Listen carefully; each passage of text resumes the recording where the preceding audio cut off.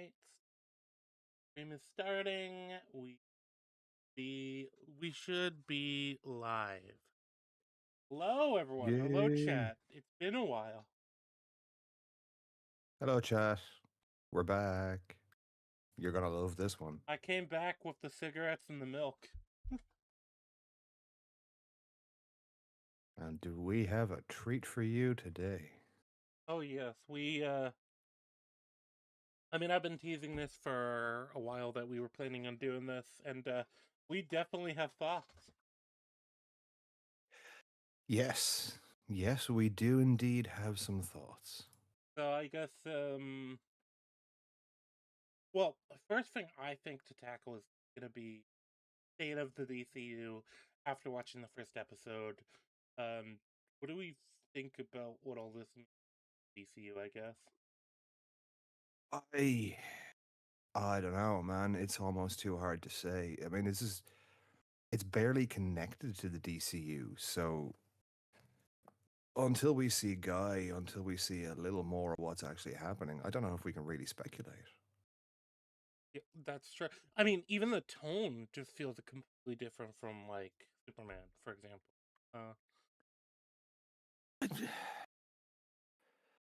I don't know if we want to talk about tone with this show because we know all the things that have been said about what they attempted to emulate.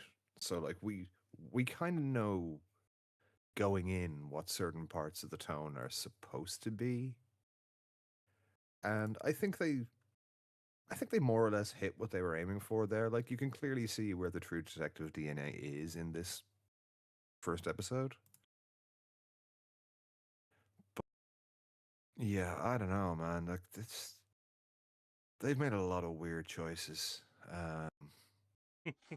yeah. They've included a lot of odd lore things that are accurate, and yet they've kind of employed them Well, strangely. they're also locking themselves out of a lot of potential comic stories with a few different decisions that they're doing. Not even just the big one, which we will get to. With Hal, Oh, but they're locking themselves out of a shitload. Yeah. it's like uh but this is the my other problem. I mentioned this when we were doing the recording earlier.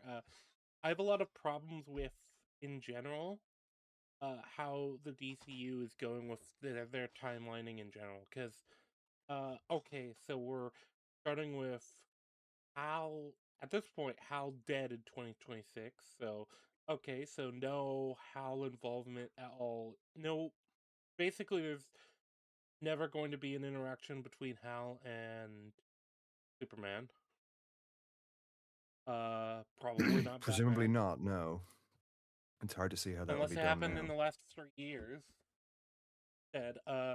Which that locks out a shitload of like stuff. I'd imagine just Hal not ever having been involved with basically the Justice League because they never got a justice yet.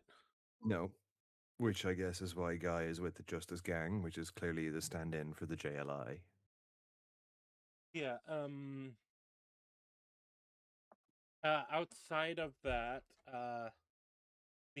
we still have Damian Wayne, Batman man coming in, but then we have Superman's only been around for like 3 years.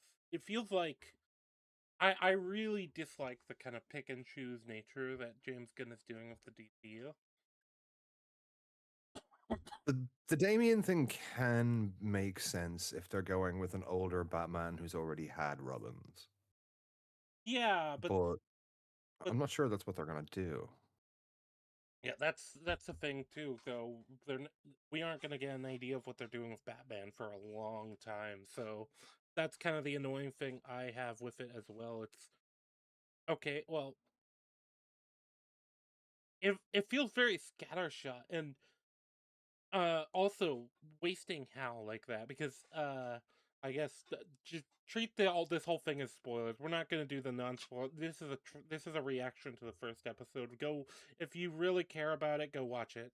Don't recommend it at this point. Uh, I'm I'm not sure if I'm willing to say no right now. I have I have a lot of questions in my mind. I have a lot of reservations, and I'm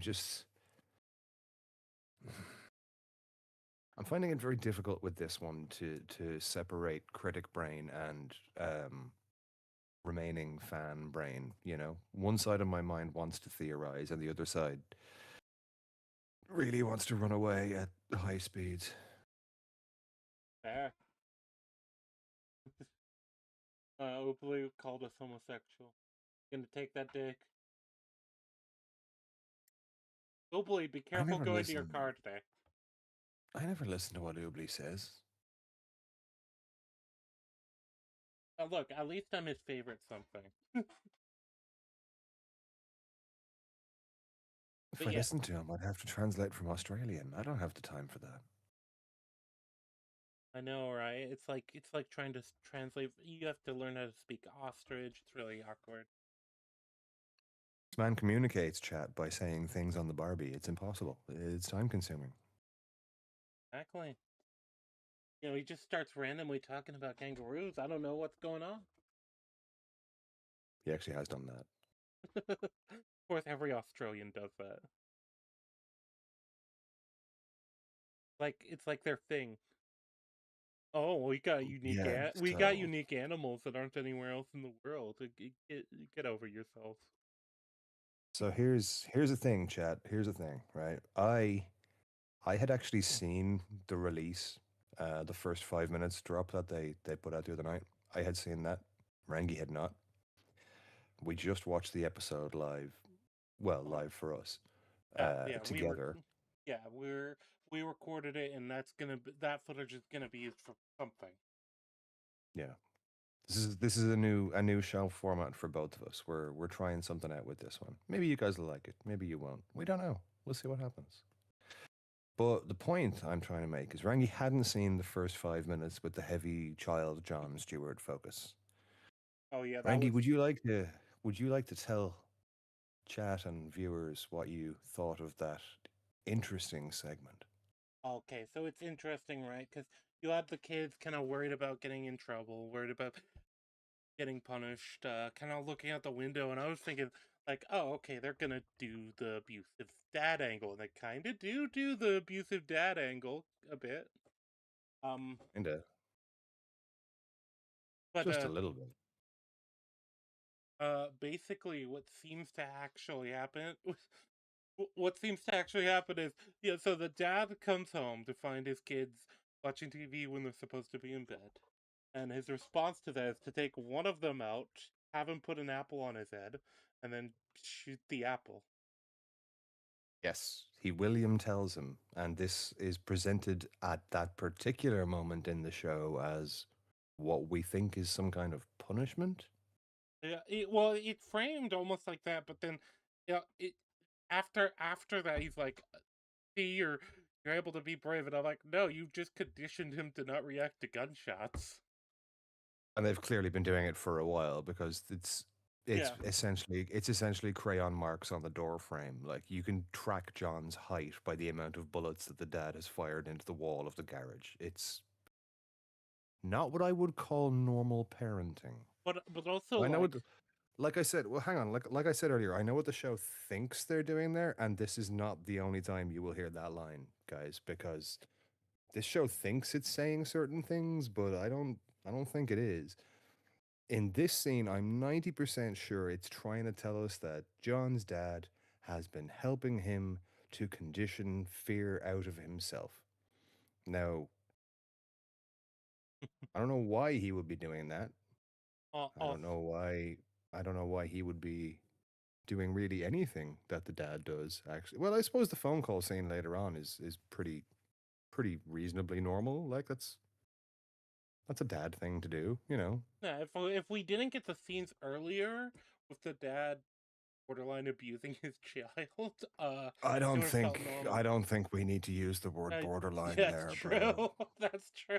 He's Also, risking his military rank and potentially the lives of bypassers by discharging he's it shooting recklessly, discharging a firearm, which, first he's off, any service member is going to know not to do, and anyone who's knows anything about guns is going to not know what is going to know not to do so, and any neighbor is going to be calling the cops because hey, my neighbor is shooting at his kids.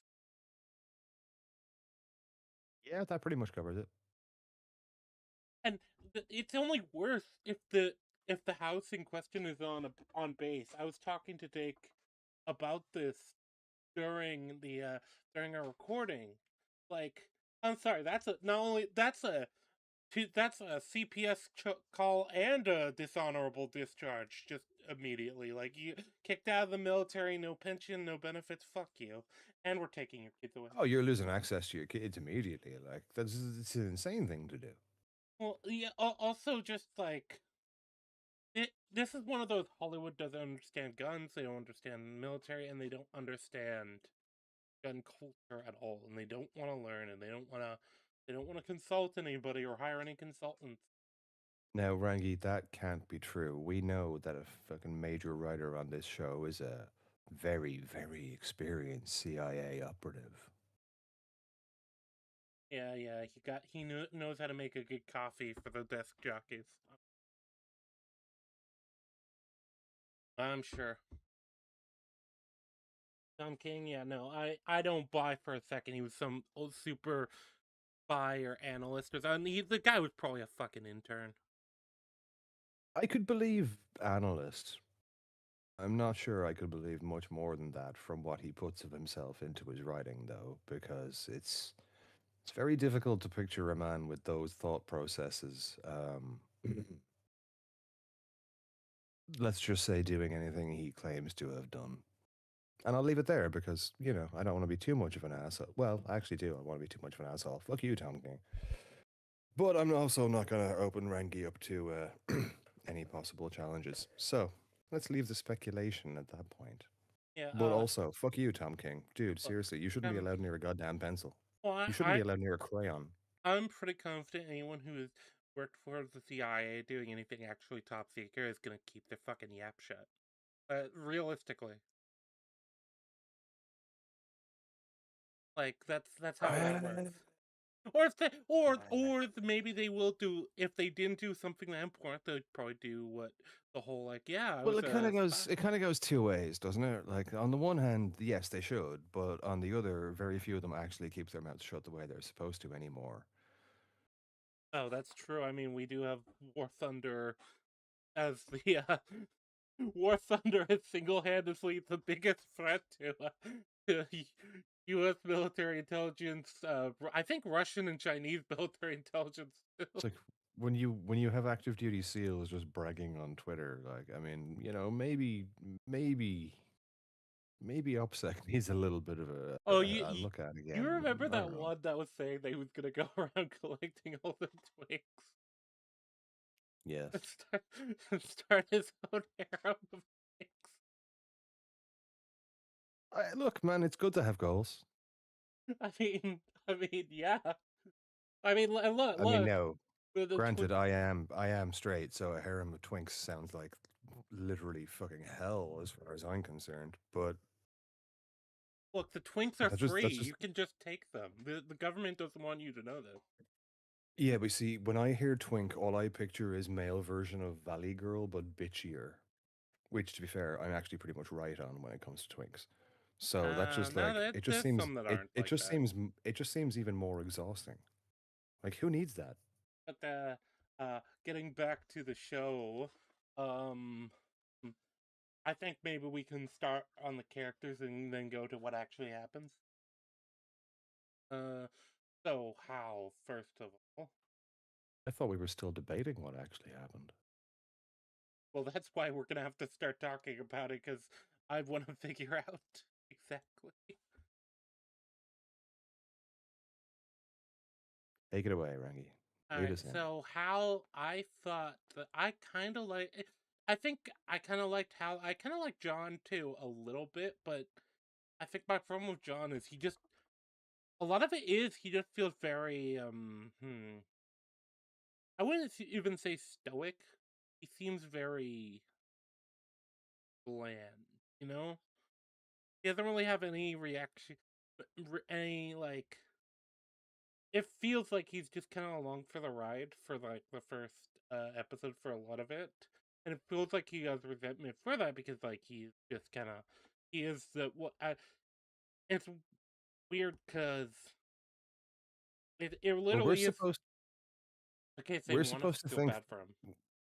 we're supposed to think that he's resentful because Hal is almost maliciously, certainly deliberately, not taking John's training seriously. Yeah, At least that's in John's eyes. when in the Hal hologram even was surprised by that. Frankie, I think you mean the hologram. I that was actually that was actually a joke I kind of like. Yeah, it wasn't bad actually. Like it is right there, but at the same time, yeah, no, it's fine. It works. It's good. Um, we'll get to that when we get to that. But yeah, like these, hmm, I don't know why they chose to make Hal so old. Yeah, he's ancient. And I don't mean in the look, because like Kyle Chandler doesn't look as old as they have made Hal in this universe.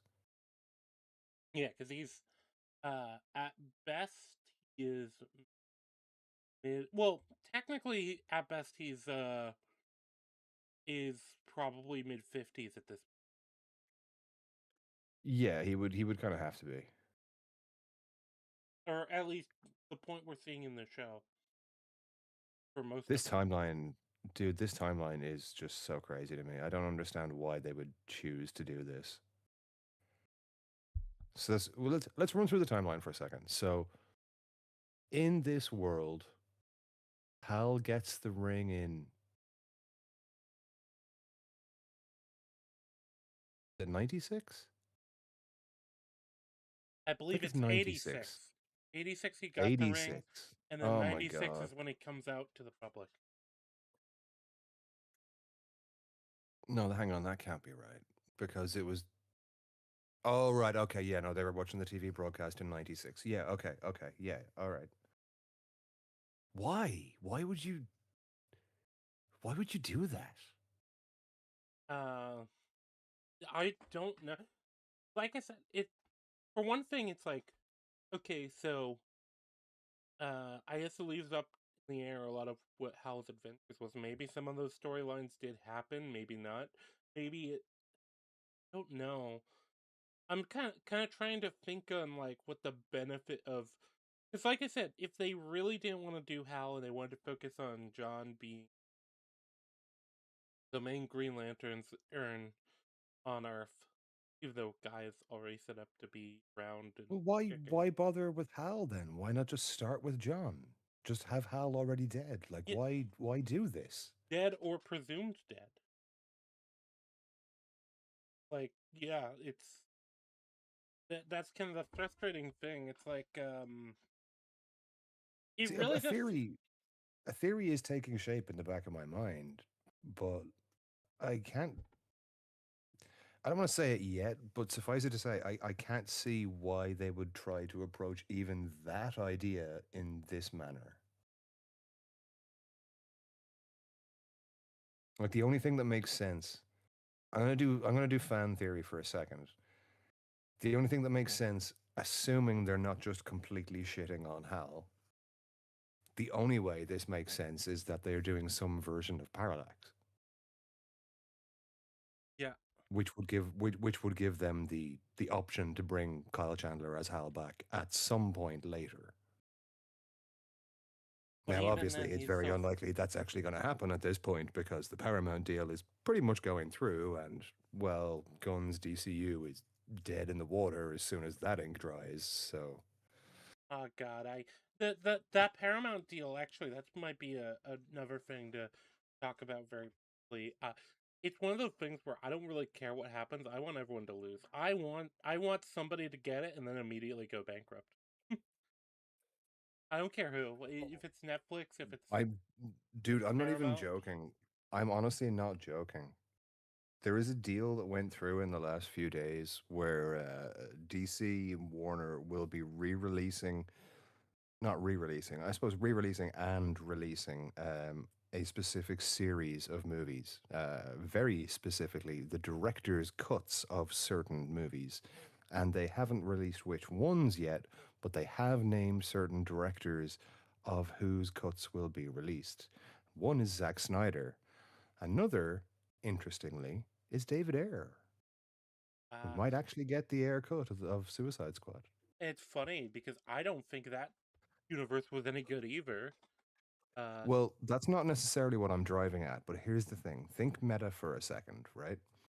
This means that in a very realistic sense, complex legal conversations have been had with both of those people in order to enable the movies to be released.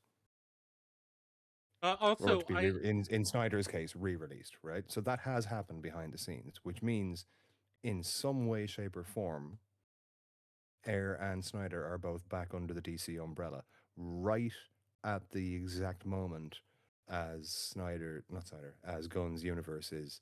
I was going to say faltering, but that would suggest that it actually took a step without falling directly onto its face.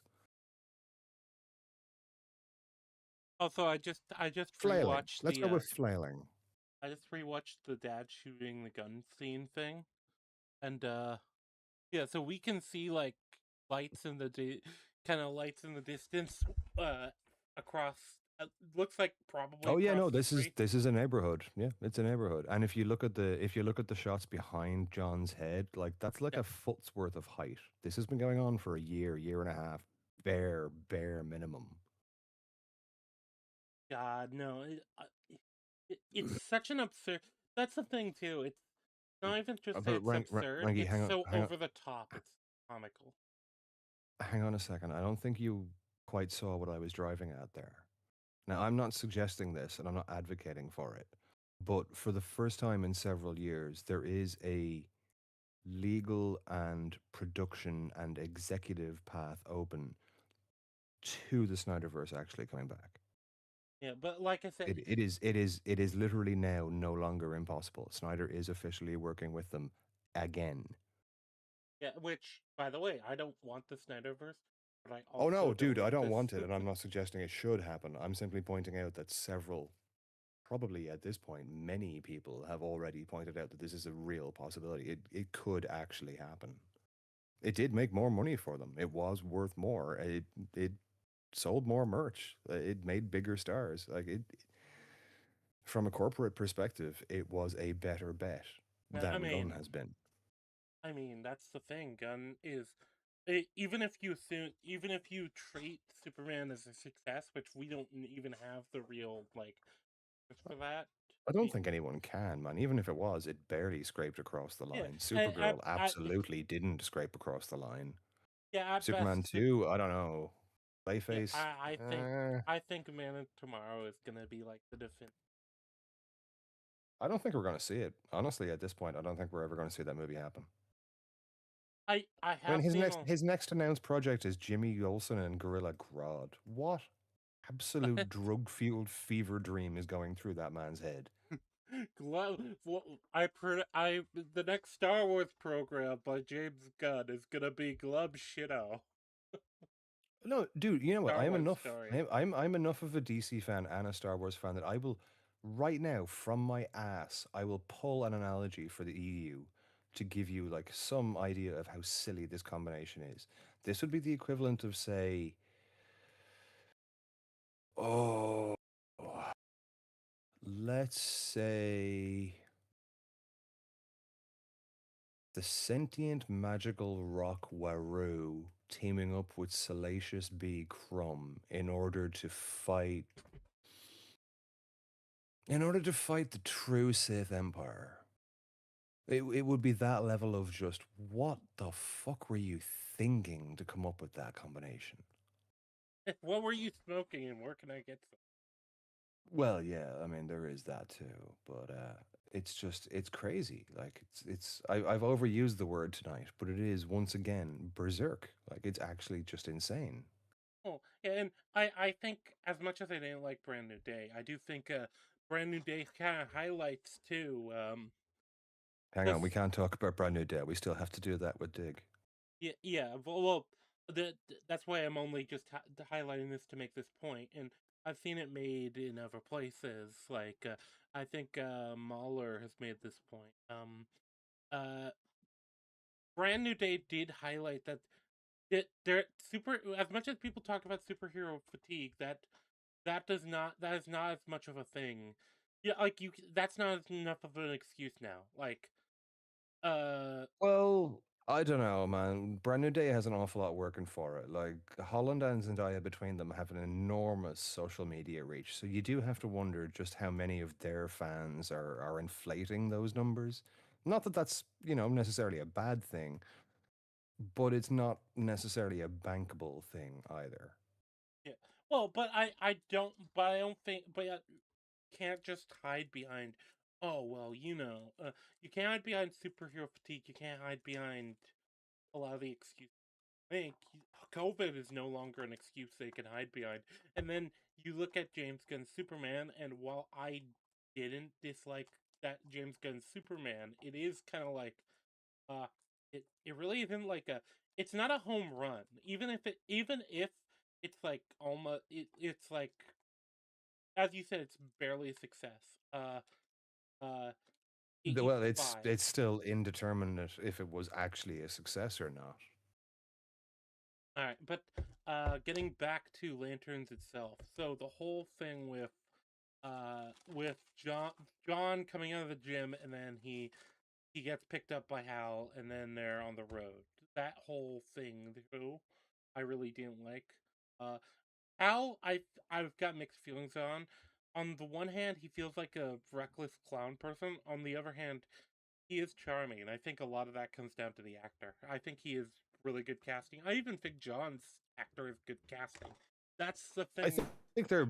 I do. Yeah, no, I agree. I think they're both. I think they're both great casting. As I said earlier, Aaron Pierre has been on my short list to play John Stewart for a long time now. I'm happy to see him get the chance. It's just I wish they had more. this script, and these showrunners. Oh man, Yeah, God. I was talking during the recording how much I don't think I like the dialogue I in the mean, show. there are parts. Like there Yeah, are parts. there I are kind no. of. The one I can think of off the top of my head is when we're at the militia house, and I think we were both kind of tensed, waiting for the, oh yeah, the I militia guy's gonna I be like, really liked the conversation they had at the barbecue pit. I actually liked the yep. entire conversation with the dad character. I really liked that. Well, yeah, because Which well, I didn't I especially like I didn't expect to like, much less really like anything in any episode of this show, but there were actually a few scenes and a couple of things in this, even in this episode, that I did kind of like, okay, like yeah, I quite like this actually. I especially like that he has that perspective of like, yeah, so this land we're standing on here, once it was this tribe, and then it was this tribe, and then boats came out from Europe. Like that is actually like an interesting perspective on the idea of aliens and aliens existing.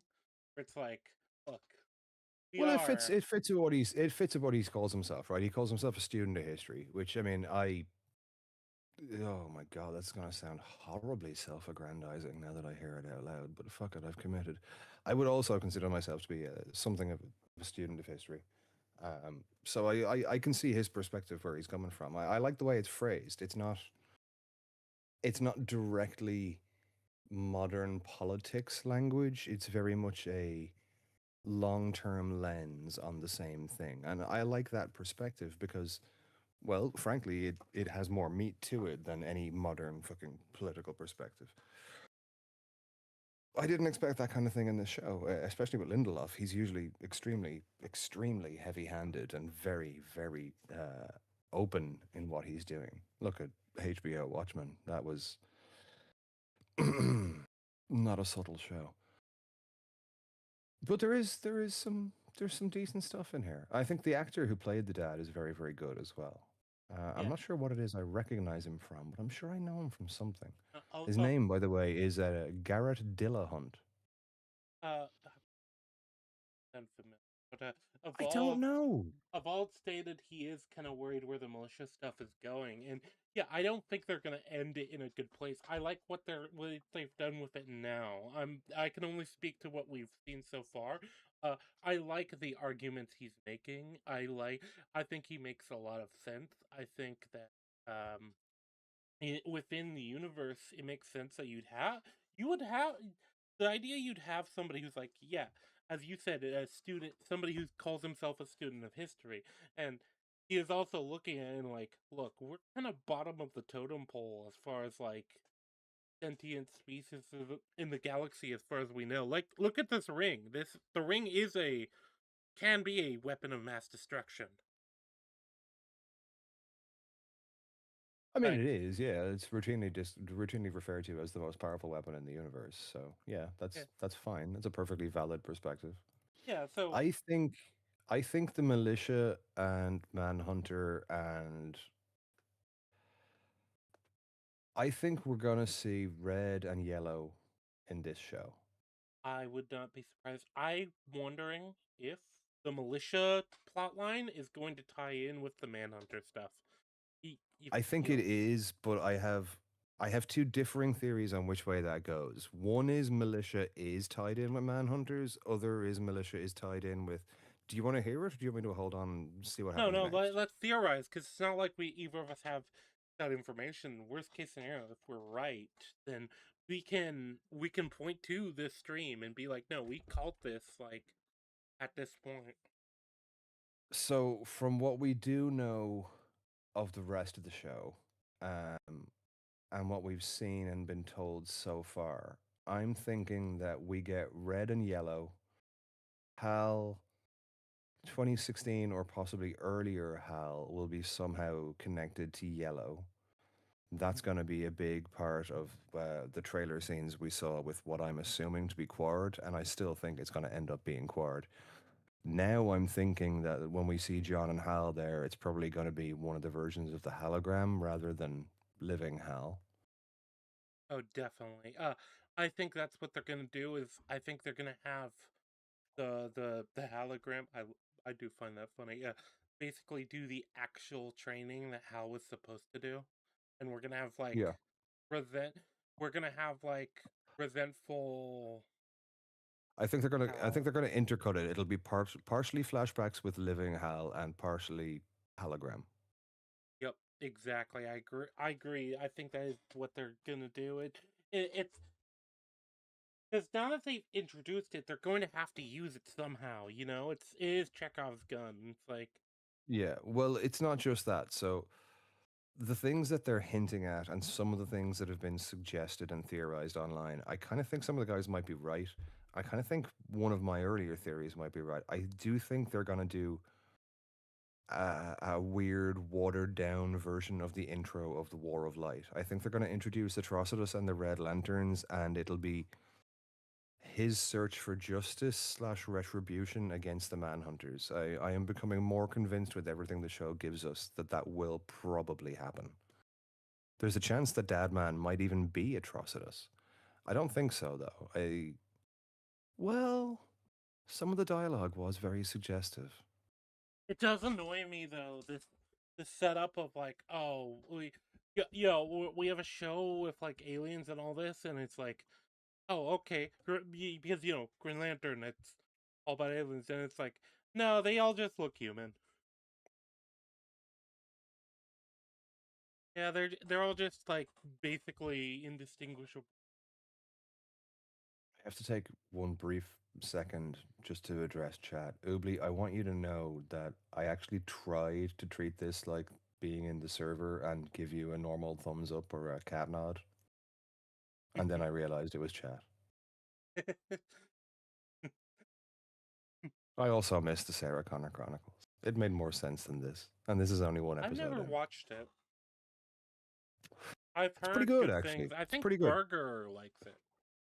I I would I would recommend it. I'm not going to tell you it's great, but pretty good. Yeah, It's worth a watch I if you're a remember Terminator Burger fan. talking about. How we doing, guys? You enjoying these occasional tangents that we go on no matter what subject we're discussing? The tangents are part of the content, but yeah. No, So Ranky, the tangents are the content. so the yes, names we the names we put on the streams are merely covers for us talking shit about whatever we think about. but yeah. So you think it's gonna be War of Light and Dad might be Atrocitus? And okay, Well, no, like Dad might be Atrocitus is like a 1 in 10 chance. I'm just saying there is some suggestive dialogue that could lead that way. Defending your patch, keeping it safe from aliens. This dialogue could easily be Atrocitus talking about the Manhunters. that and that would make. But I could also see him just becoming a Red Lantern. Well, Like you're familiar enough with the comics to Atrocitus I haven't origin actually now. made it. No, I haven't made it. Oh, I'm okay. All right. sorry. Well, you'll get there. You'll get there. I mean, I No, meant no, no, to. no, I no. meant It's to get fine, dude. there. We're both busy as hell. It's all right. You'll get there when you get there. Uh, but yeah.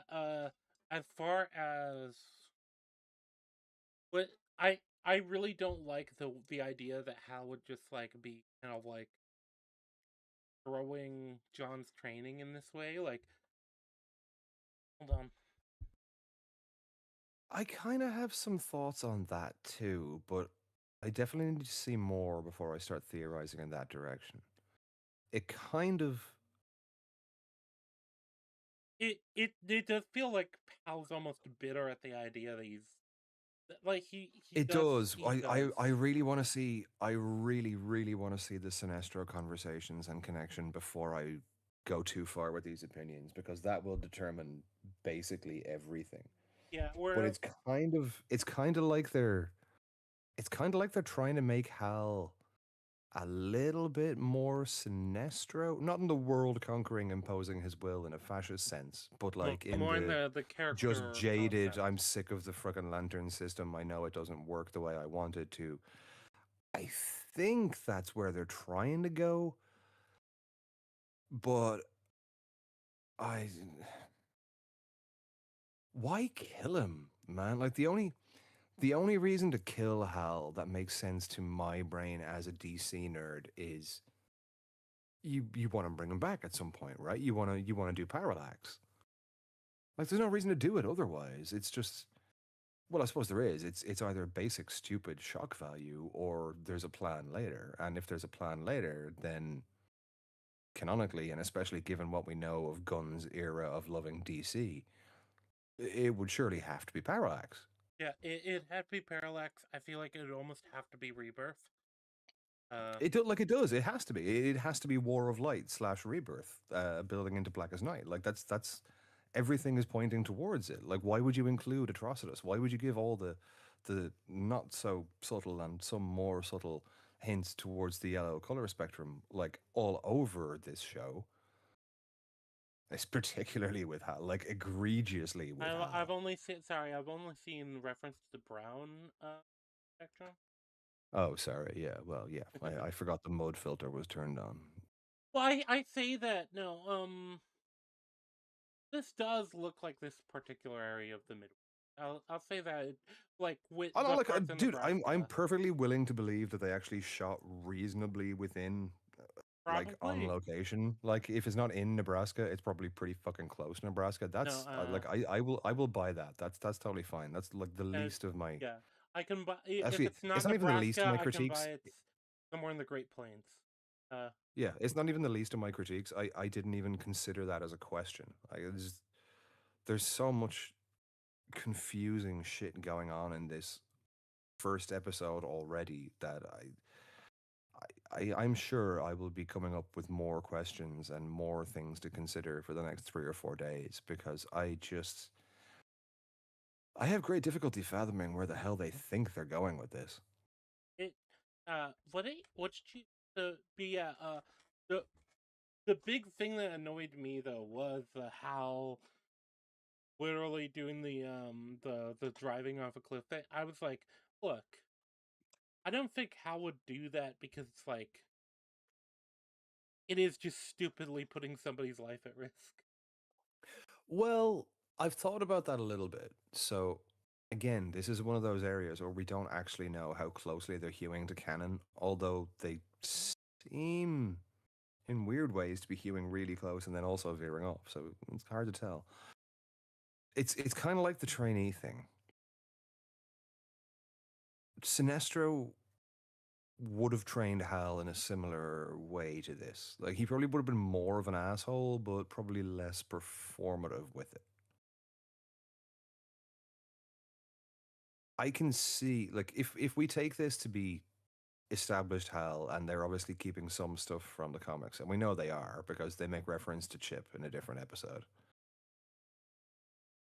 I I Wait, in guess a we have different to take it. episode. Wait, have you seen something I haven't? Uh, I've seen a clip Oh. that you haven't, but I think I actually think it was just one of the trailers that you haven't seen. Oh yeah, because they But did drop a there's trailer like there's an yesterday. offhand there, yeah, no, there's an offhand reference. Yeah, well, fuck it, we're already not doing spoilers. What am I worried about?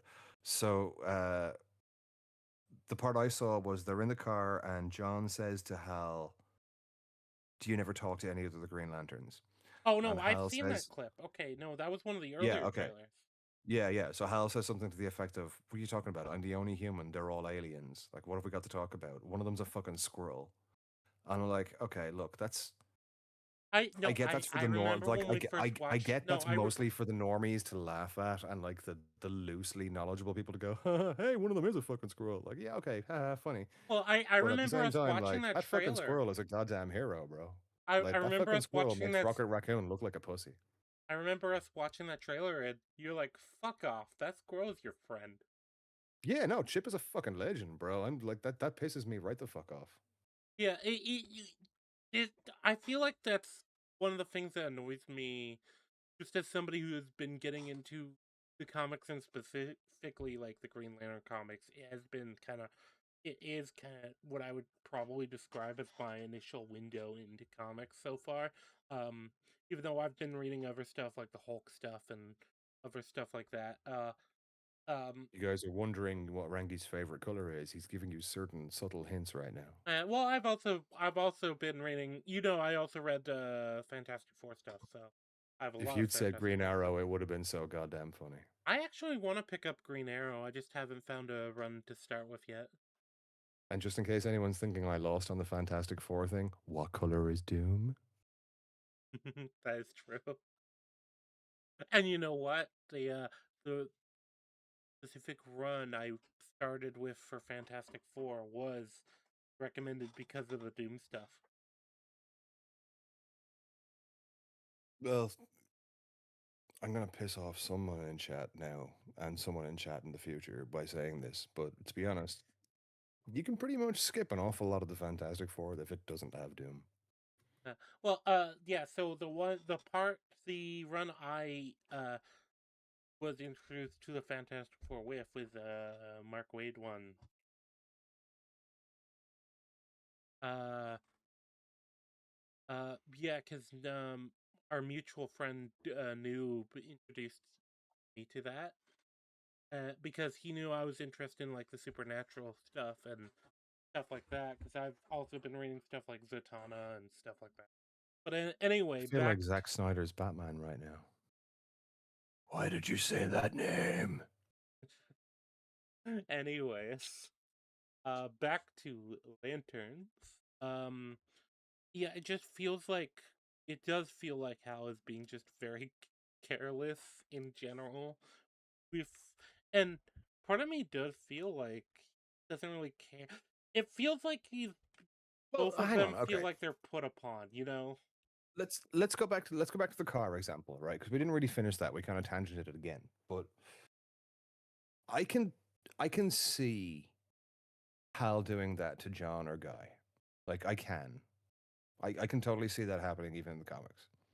So if either one of them has effectively already been chosen by the ring, which John clearly has since he can use it to any degree at all, then fair enough. The ring isn't actually going to let him die in that scenario. He's going to survive either way. The question is whether the ring saves him or he can use it.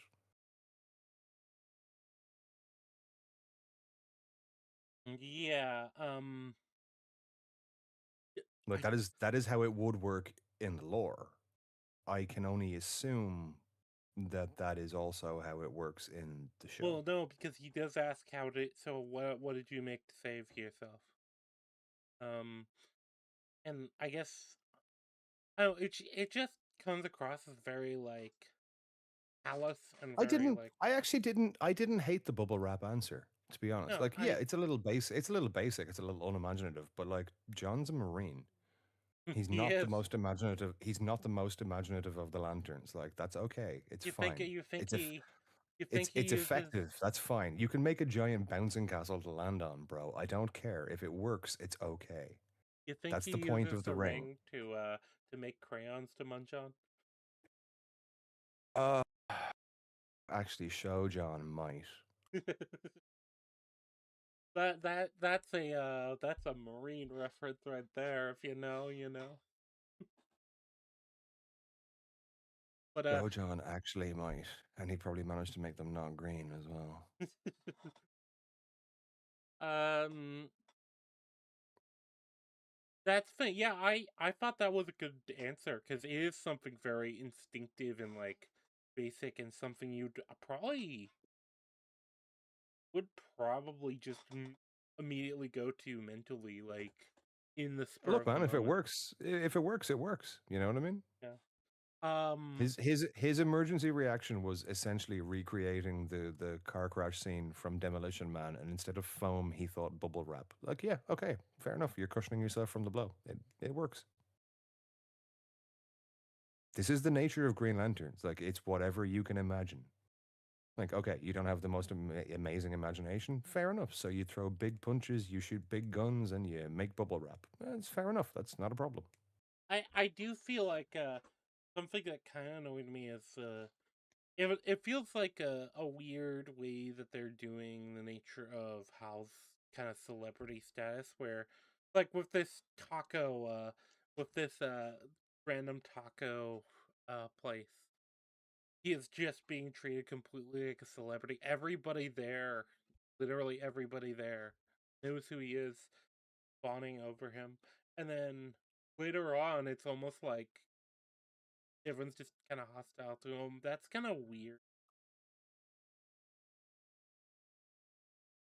Well, did you catch the subtle implication that he was real popular with the Latino community, but not so popular with the redneck community?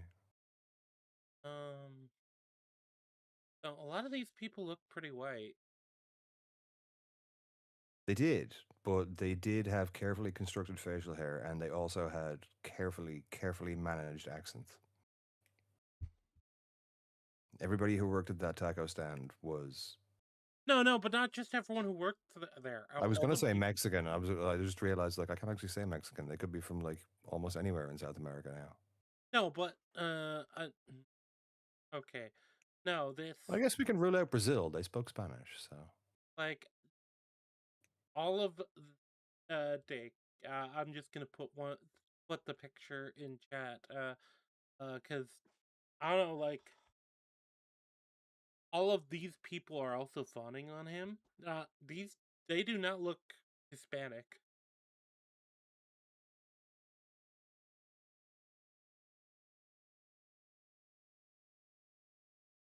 Like, Hail to the king, baby.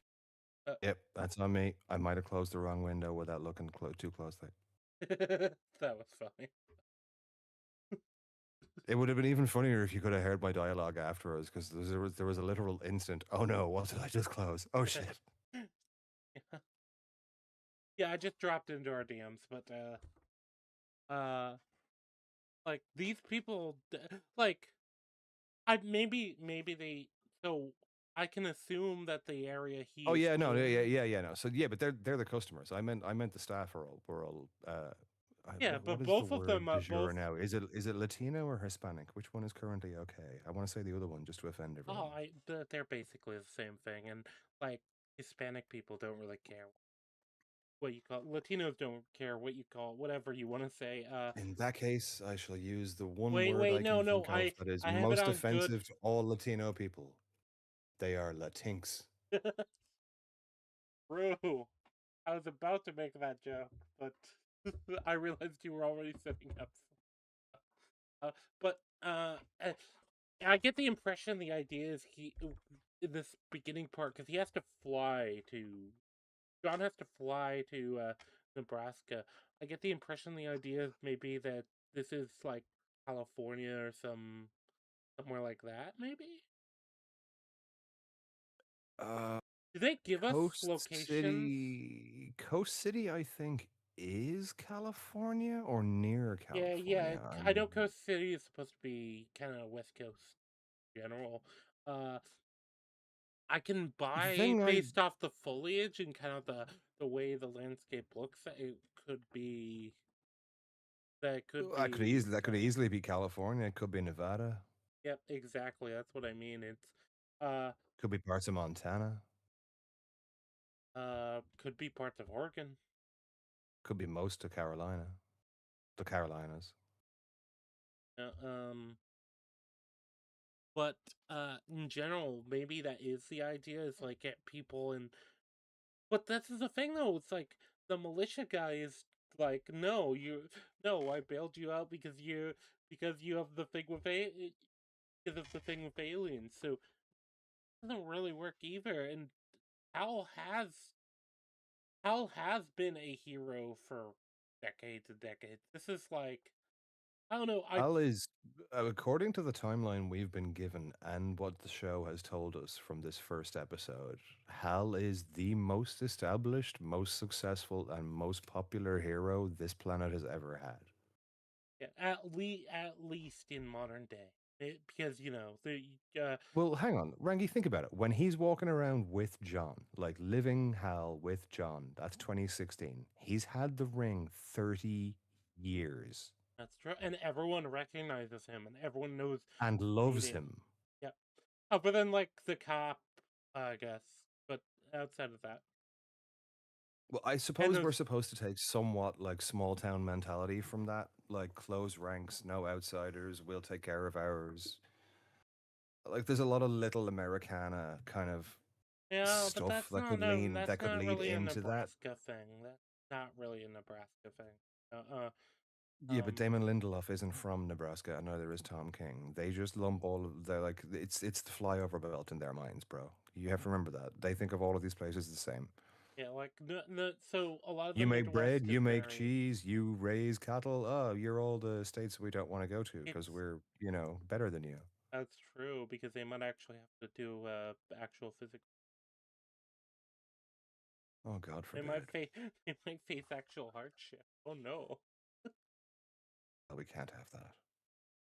they might have to deal with snow in the winter and like actually Rangi, having I to will manage have that. you know, some of these people have to sit down at a computer and come up with ideas for fictional characters that have 80 years of stories behind them to make plans from. Can you imagine the hardship? Oh, you know what? You know what? No, How can you possibly be creative through that lens? Like you want to tell your own story, and there's all these stories that the pesky fans would expect you to tell. Ah, oh I can't yeah. imagine how I can't imagine how an Well, adjunct of J.J. Abrams would feel in that situation. it's especially funny because I think I messaged you earlier about the problem I had at work today, which was a very manual labor problem. Uh, You did. You um, did indeed. Yeah, and so maybe I'm just not in the right mood to be Oh, Rangi, you're sympathetic missing to it. You're people. missing it. You're missing it. There's a perfect joke there. There's a perfect joke there. Come on. No, I am missing it. What's the joke? You were dealing with the case of the mystery box. I was dealing with the case of the mystery box. That is true. That is actually more accurate than Okay, it the was mystery. man. The joke was right. I thought you were building towards it. It was like he's gonna do it. He's gonna. A mystery box is, in fact, actually, and then not being in the right place. Well, that's even more fitting. Damon Lindelof cut his teeth on fucking Lost, which was a series based on here is this week's mystery box. Uh, yeah, but yeah, so this is the thing though with Hal. Everyone knows his name. And even when he's in the small town Nebraska, basically it's treated like everybody recognizes this guy. This is like Arnold Schwarzenegger walking into your town, you know? Like every. Chat, I want you to know that when he said the everybody knows his name line, if you didn't immediately hear the Cheers theme song ringing in your head, I I still haven't think seen. less of you. I still don't know what cheers. That's okay. I'm going to take that one in hand, Ranky. I promised you I will introduce you to Cheers. You will love it. It is amazing. But yeah, uh, and this is the thing too. He does actually. I think he even when he's in Nebraska, he has people buying him drinks. Well, yeah, the bar staff and some of the regulars are friendly. It's only when he starts antagonizing the others Yeah, that he's things turn. specifically trying to be annoying, so that's why. Uh, Like Hal is evidently a well respected, much liked, perhaps even beloved character. Like the show, the first episode goes out of its way to show us this. Like, yes, there are some people who don't like him, but clearly the general public like him an awful lot. well, it almost feels like the judge definitely didn't like him, but the and I'm Well, I trying mean, to think. look at the way he was dealing with the judge. Like, Yeah, fair enough. he Like was. he Yeah, is from his moral perspective, Hal is in the right in that scenario. But from the judge's moral perspective, you're being an extraordinarily disrespectful asshole, and I don't really care because you're not wearing a badge, sir. yeah. Well, that's the other thing. It's like it's not like the Guardians of Oa are like a recognized legal body in the United States. Like, Well, now the show is going to make a problem of that because we know the guy turns up in the uniform, which means the guy has the ring and is wearing the ring and wearing the suit, and at that point, you have to assume is actively, well, active. yeah, and he is actually a. So Uh, if Guy is able to get along with the government, and believe me, of all of the lanterns, Guy should not be able to get on with the I was gonna say government. if there's anyone who would, it would probably be John. Oh yeah, John would absolutely be the most likely. John, then Hal, probably Kyle next, and then Guy. Yeah, it's the two guys who are like former military, and jo- John being the Boy Scout of the two. But like, Hal is like active military in a lot of the time. At least an active Well, military yeah, test no, you have to pilot. remember you're still on you're doing rebirth and post rebirth. There's a long time where Hal was out of the military, long, He long time. either way though, he still has like friends and family there. Military. He's been in the military himself. That it's like guy is just some asshole basically. Well, Well, I mean, I he haven't is an gone to asshole. I haven't read Guy's backstory. He is one of my blind spots.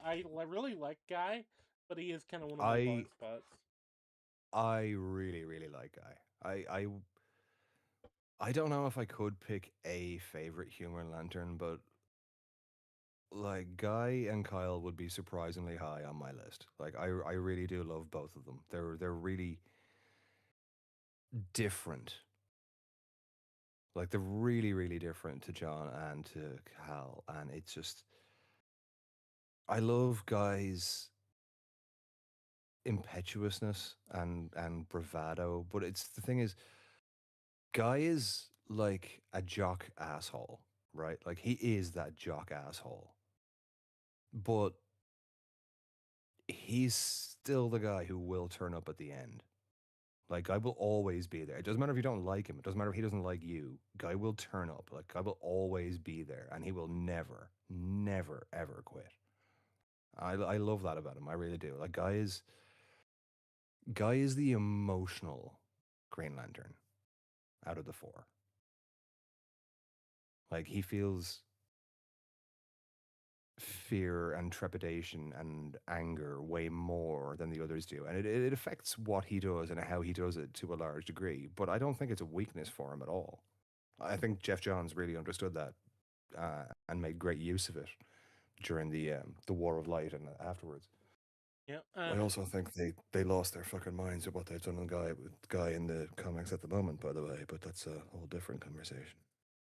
Okay, I don't know what's going on with the current comics. You don't want to, I'll tell you later, and you won't believe me. You will laugh at the concept. I know, because I did. Okay. So um uh this is the other thing I've realized with the after the what hologram tell us John about the whole like Halen Nebraska thing. Uh Hal does just leave him with the check, and then he also has to He also has to like fly out to Nebraska, probably on his own dime. By the way, is John just funding all of this? Is it feels really abusive in a way like that? It kind of feels like Hal is making John pay his own way. Like he's not using the ring to pay for John where he probably is for him. Well, Well, I might mean, might be for him actually. We only see him do the money thing once, and it is possible that that was part of the antagonizing because he really didn't try to hide it. yeah. Well, yeah, and we assume that that money probably just disappeared. This is just him taking advantage of his superpowers, and it's doing it to specifically antagonize people. But what do you? I guess this is a good time to talk about it. The flying, it kind of looks. Do you mean the pose or the animation? I think I think it's a mix of both. It Felt like the looks. pose was probably going to be playing into it. I don't mind the pose. Yeah, I don't mind the pose. I think it really is just the actual animation. Yeah, I Um, don't I don't I don't like the animation. They hmm there's something silly about it. it's I'm searching for the right word here. It's somewhere between like the takeoff is it's either too fast or too abrupt. Um, yeah. Well, it's weird too, because like then we see him kind of like basically leave like kind of a trail in the air. Like I get the idea. He's not starting up at like next speed because obviously that would fuck that momentum, and also maybe that would like damage things. Uh, No, no, the ring, the ring. They're protected. They're always protected in flight. no, no, no. I mean damage things on the ground. Like if he took off at Oh no, the like ring. No, oh no, the ring wouldn't allow for that. oh okay The ring literally wouldn't allow for that. Like a Green Lantern's flight, even supersonic, even at low altitudes, like it doesn't affect things around it unless they actively desire it to. yeah. And even then, the ring will decide if that's something that could harm civilians. It, even then, I think they could have just taken out. They could have just done the pose and then taken out the like takeoff animation and just had the supersonic trail, and I think that would have been fine. One thing is kind of bugging me, and like it's a little thing, but it's clearly meant to be an insight into Hal's personality, right? And I think they made a really weird choice here. See what you think of this. So he pulls up after we get the 5 minute weird scene with John in his childhood. Hal pulls up and does the whole "I'm late. Are you annoyed?" Blah blah blah. That's fine, fine. Like it's Yeah, it's it okay. feels like he is trying to needle at him. Oh no, he is. He definitely very very obviously is.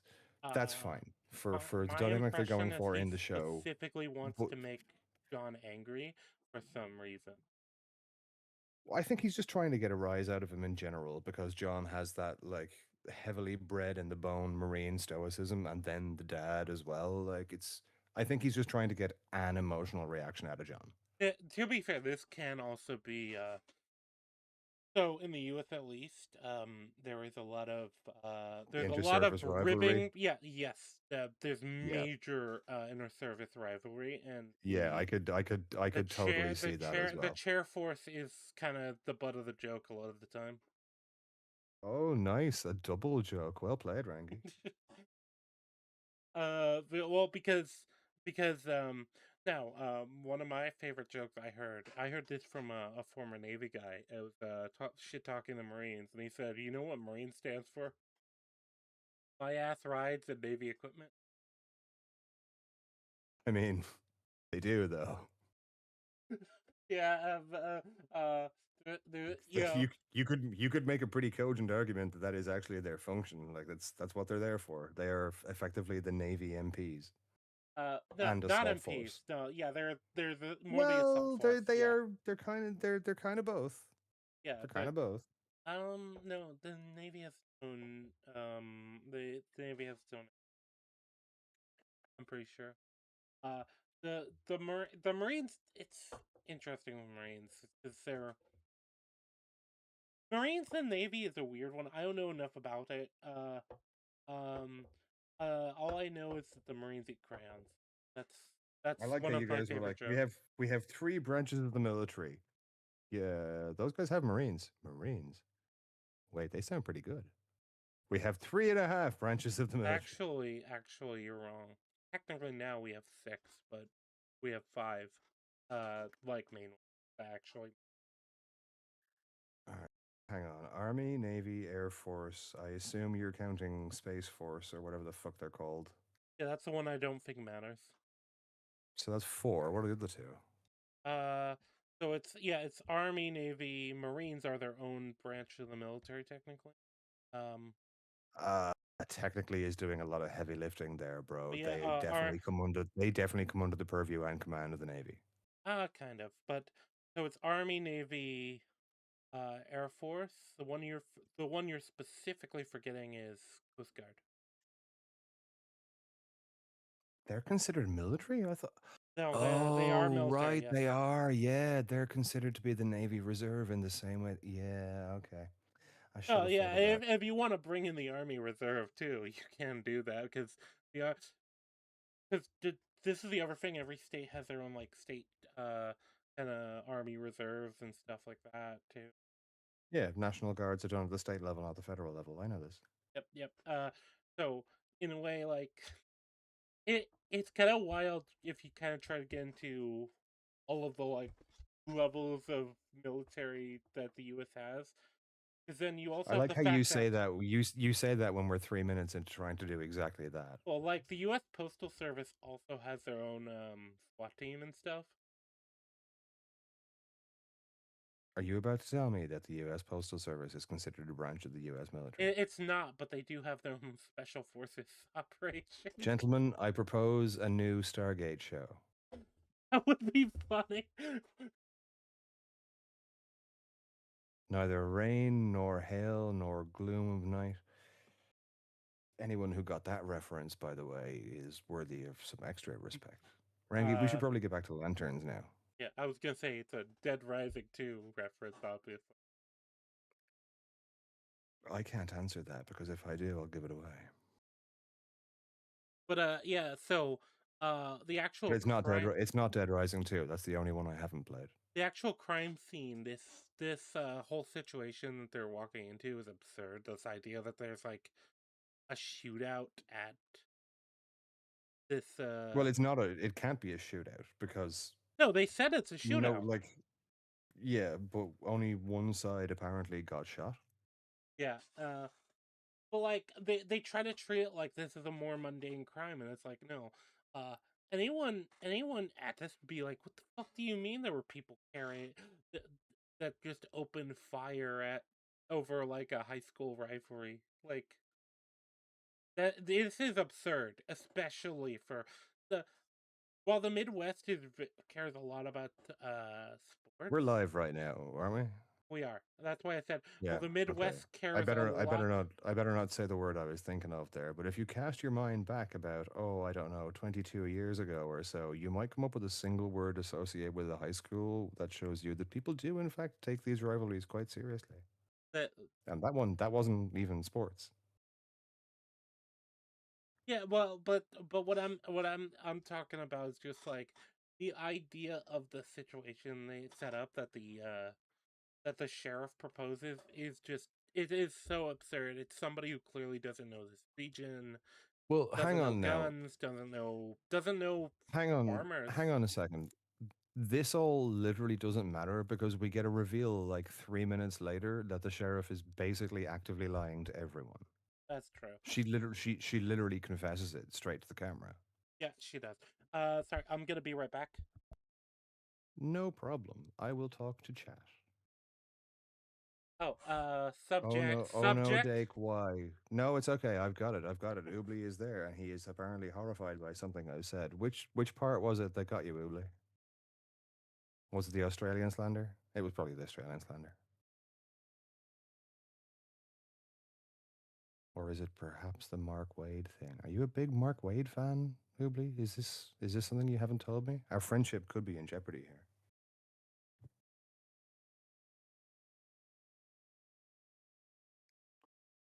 Or perhaps you're asking me why Mark Wade has coasted for decades on the one big comic that he was involved with. The answer for that is obvious. It's iconic. It's one of the most popular and most famous comics of all time, drawn by quite possibly the most skilled comic artist of all time. And, kind of one of the most influential ones of all time, a little bit. New Stargate show. Oh, right. What, you didn't see the logic there? It's like the US Postal Service is considered a branch of the military? I know how to get every letter delivered on time. Kawoosh.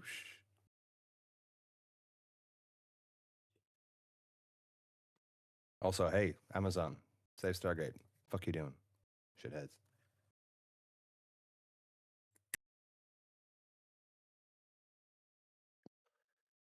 Actually, Ubi, since you have directly asked me to entertain you, I will do exactly that. You don't know it, but I've just gone through all of season 10 and the movies. I only finished them last night.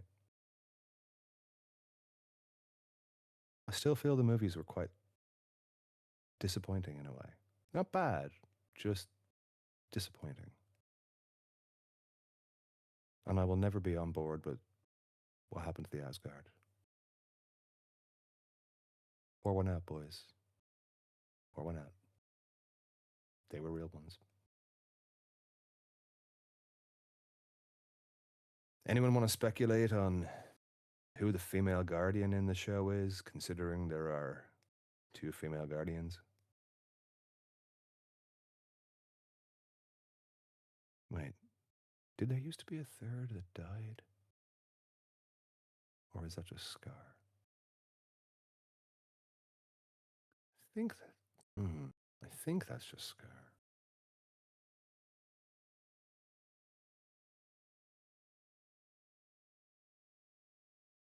It's not about Evald, Oobly. We're live. I can't just go ahead throwing out spoilers for a show that ended nearly 2 decades ago. Have you been on the internet in the last 15 years? That shit could get me lynched.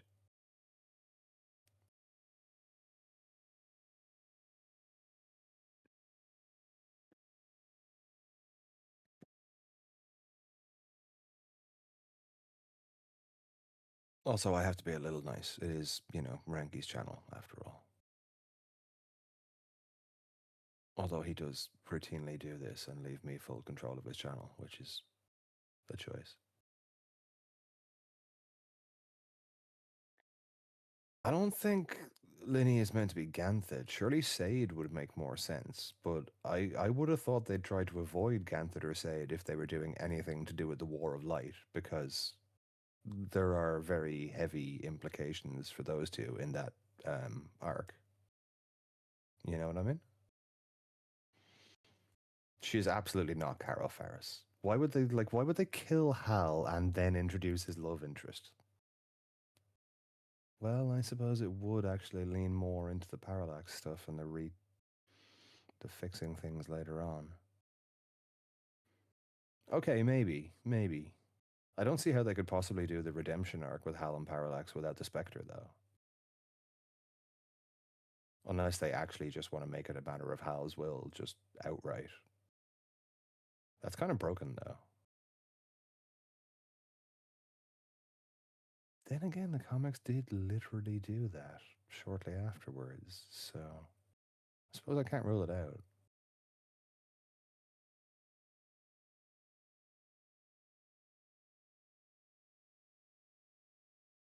Did he say he was going to the bathroom and getting a drink? This could be 20 minutes.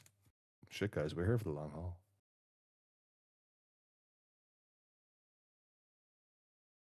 I I think Linny is probably more likely to be Scar. I don't know what the big expanding black ball that we see in one of the trailers is meant to be, but the color choice, like any color choice in any Lanterns show in the last like nearly 30 years at this point is by definition very, very deliberate.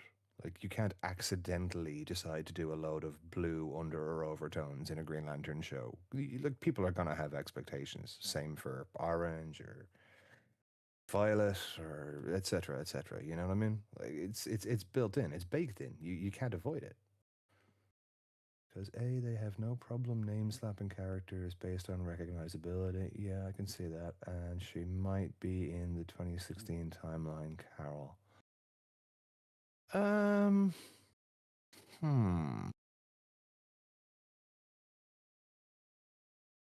I suppose the age would broadly line up with this version of Hal, so I can see the logic on that front, yeah.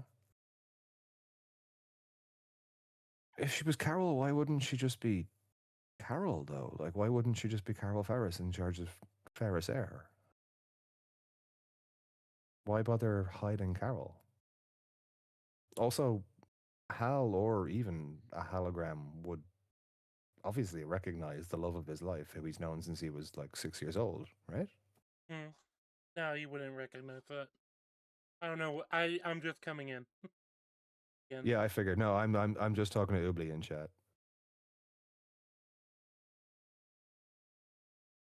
You might want to ignore chat for a minute or two until it scrolls through because, spoilers Fair and enough. stuff. Well, then, in that case, sorry, chat. I guess I'm ignoring you. You can always yap enough about other unrelated stuff until I can, until Dake gives me permission to look again. But Fuck you, chat. You get me. You don't get Rangi. You get me. yeah, Dake's the one who's fucking you, not me. Not my fault.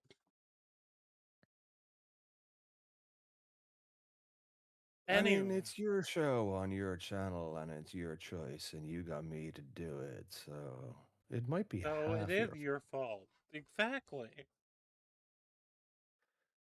Yeah, okay. I take it you had some deep lantern related thoughts while you were in the bathroom. Well, I mean, I was also grabbing an overdrink, but um,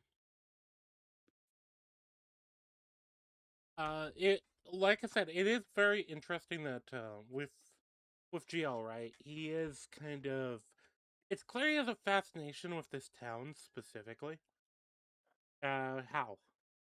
Well, I can see what the show is trying to do there. Okay, so what they told us in this episode was Abensur came down near this town. And Yep. ever since then, alien stuff seems to happen around this town. And Hal has been keeping an eye on it for obviously quite a while, possibly the entire time. Probably not the entire time, but like obviously quite a while. Yeah, I get that. I definitely So do like get that. so he has suspicions that I mean seem to be reasonably grounded. Like an alien ship did come down here, he did get the ring here. It kind of stands to reason that other aliens might land here looking for, well, the ship, the ring, or anything else Abensur might have had on board. So, like, I don't really have a problem with this. I think the show gives us enough to assume that this is just, yeah, okay, like, yeah, there's reason for him to be watchful of this area.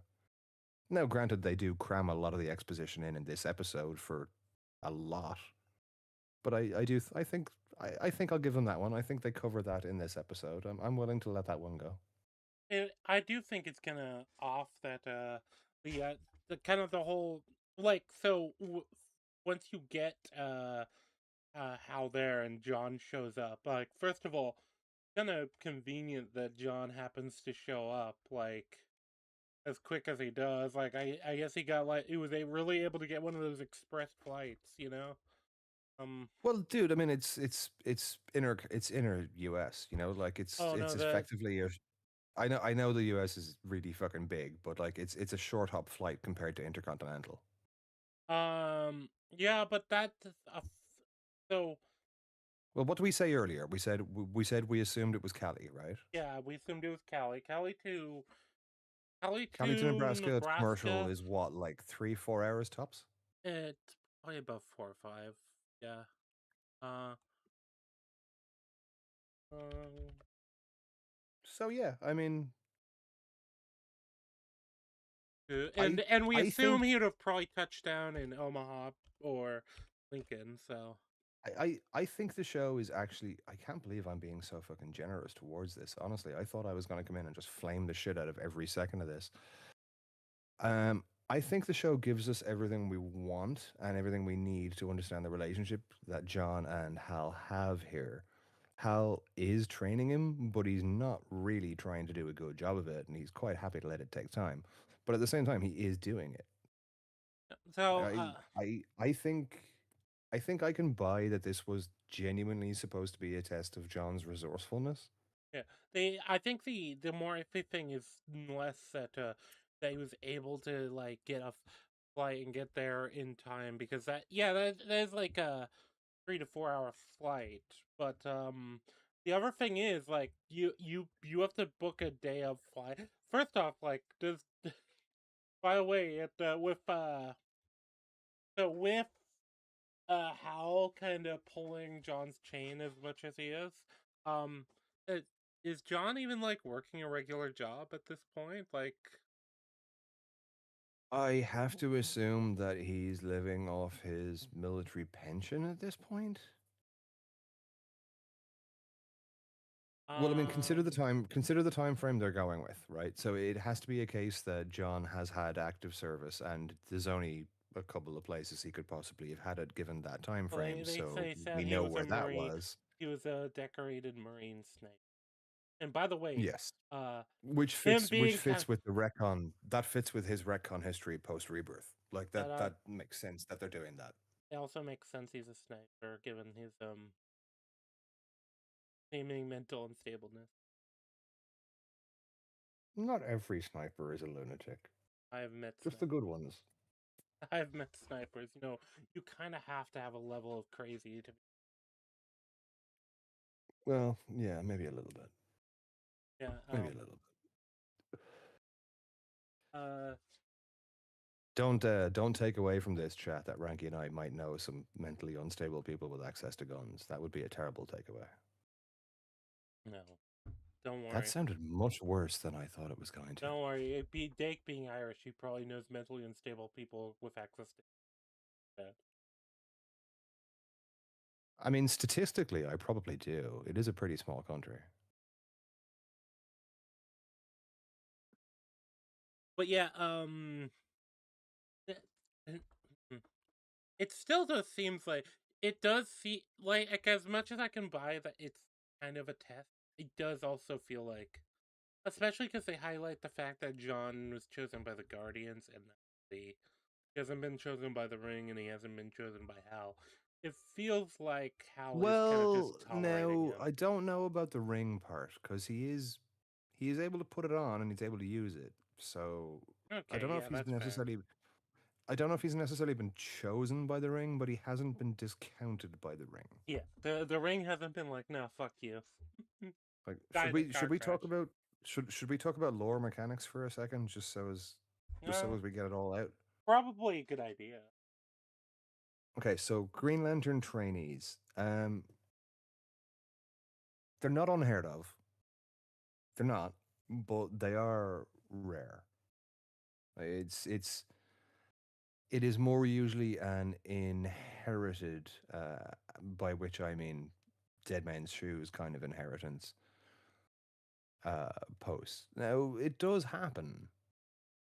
It, hmm, if I had to give odds on that one, what would I say? I don't know. Like maybe somewhere between 10 and 20% of active Green Lanterns might have been trainees at one point, as opposed to the other way. So like it does happen, but it's pretty rare. The idea that it would go on for a decade is insane. Like it's insane.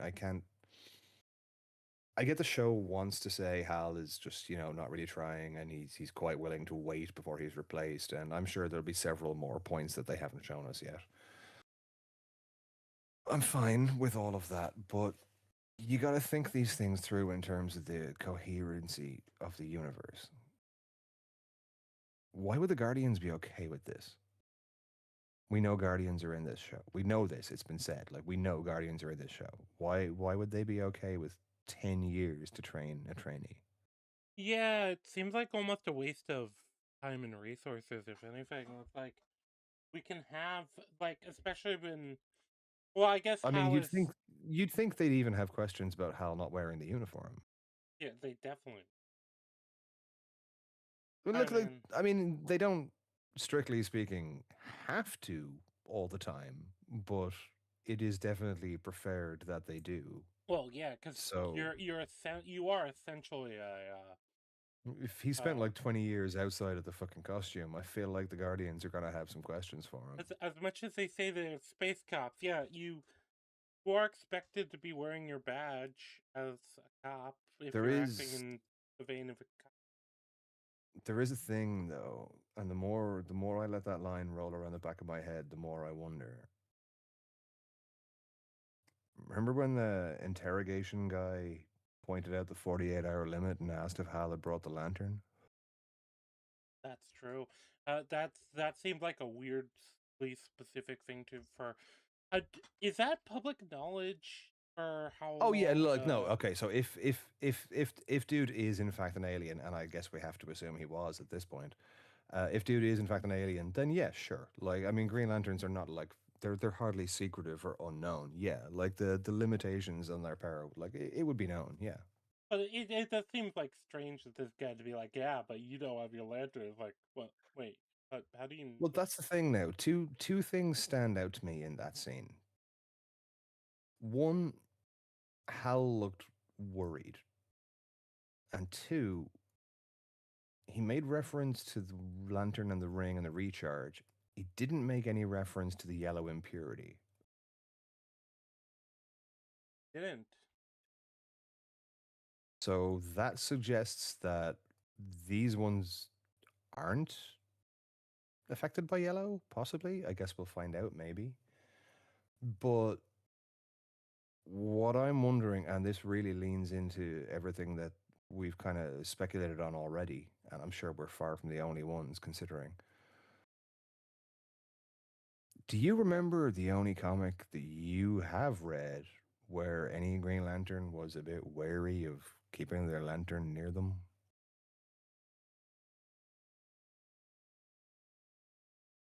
Sorry, could you repeat that? Now, I know you've read this comic, but can you remember a comic where Green Lanterns were specifically wary of keeping their lantern near them?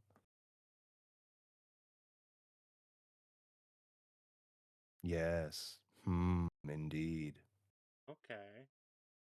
Kind of another pretty big suggestion towards Parallax. Oh, I think they have to be doing parallax in some fashion. I If mean, not here, the entire universe is convinced that Atrocitus is in this show, and we know that Sinestro is. Like, at that point, what else would you be doing? Like, yeah. why would you introduce the other colors unless you're building that direction? Like, there's literally no reason to do it. Normies won't care; they won't understand the references, and there's not enough of the fucking dedicated fans left buying tickets after everything that's happened. So the only reason to do it is if you actually plan to do it, right? I mean, either that or like kind of try to each angle. But um, so as far as the, yeah, I think you have a point, and I think that was an interesting idea with them bringing up the lantern because it was it. Part of me is like, well, why would this random guy assume you haven't charged your brain and especially because like based off just how Well, fast. no. Well, About but that, actually, I wasn't going to bring it up, but since you did, there are a subset of, I hesitate to say people exactly, but there's a group that do actually have the ability to judge how much charge is in a lantern ring. It actually, their abilities with a lantern ring go a bit beyond that, but we haven't seen that yet, so I'm not going to spoil it. This does tie into Manhunter abilities. okay, and we know manhunters are in the show. We do. We know this unquestionably. It does tie into Manhunter abilities. It is not impossible that Interrogation Man was a Manhunter. Yeah. Actually, all things considered, the more I think about it, it's actually quite likely. Okay.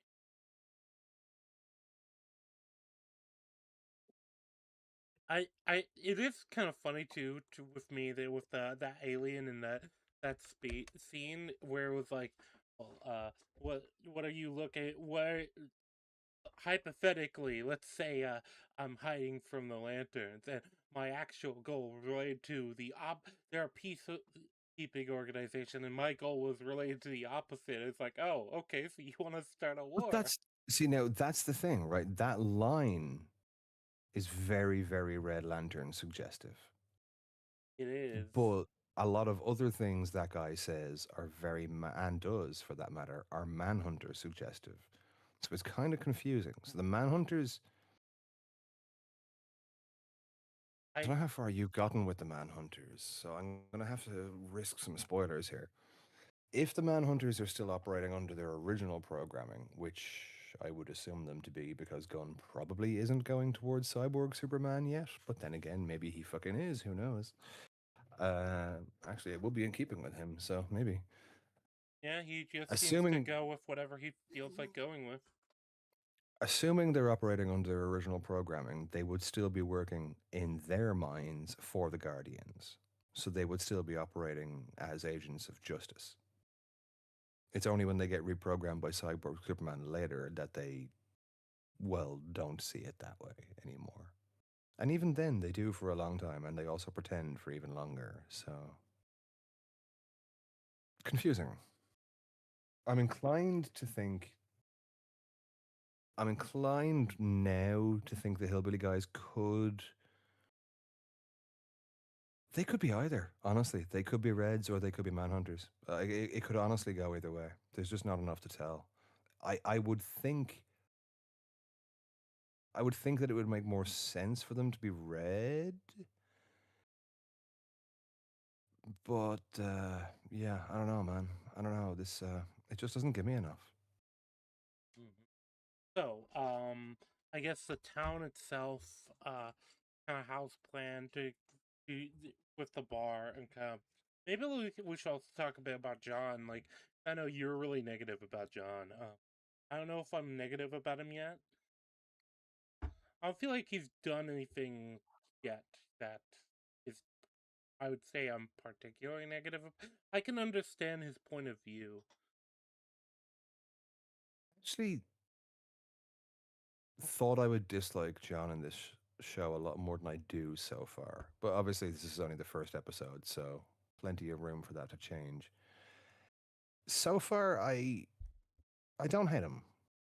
I don't really like him. I definitely have some issues with some of the lines I know are coming. Like that the ring is mine, Jordan's keeping it warm. Like that is no version of John Stewart would ever say that unless he's already wearing a fucking orange ring. So I don't like that one bit. I don't like this father shooting guns at him, training him to be fearless. Like what? Yeah, I no. assume we're supposed to get some explanation for that later on, but the only thing I can think of is like he's clearly idolizing Hal even at that young age. So are we supposed to think that the dad is Well, the dad clearly trying to also help had. him become fearless so as he can someday be a Green Lantern? I Because can that's insane. Like it's insane, and it's like it is the most wildly crazy parenting I can think of outside of Munchausen by proxy. it very yeah. I would almost feels like it is Munchausen by proxy, just with heroism instead of. I mean, it wouldn't even be by proxy at that point. It would just be Munchausen syndrome. You're literally just attacking your kid in full view of everyone, and the kid is fine with it for some reason. Like I really don't know what they were trying. It's well, it's also absurd because it's like okay, uh, uh, my kid wants to be a super. Oh, okay, and the requirement for this power Well, your is kid's like 12, bro, and you've been doing yeah, this for like maybe up yeah, to yeah, two but years. Like, like so let's at 10 years old, one of your three sons went, "Dad, I want to be Green Lantern," and your response to this was, I'm gonna shoot my gun at you every night for the next 2 years That's until you where have I was going like with it. I would be like, what the if fuck, if man? it was something more mundane and like less, you know, batshit insane, I could be like, oh, Yeah, okay, something this more is mundane. I tell you what, son. How about for the next 2 years, I just throw you off the roof every night until you're not like there's no not insane version of this. well, I feel like there probably is some like way scaled back way of doing like the dad wants to train their son to be fearless without like actually endangering the son. Well, okay, I can see the logic that's getting you there, but my question that I need answered in order to accept that logic is why is he doing that? Is this something that he just did and it ties into John's deep desire to be a Green Lantern?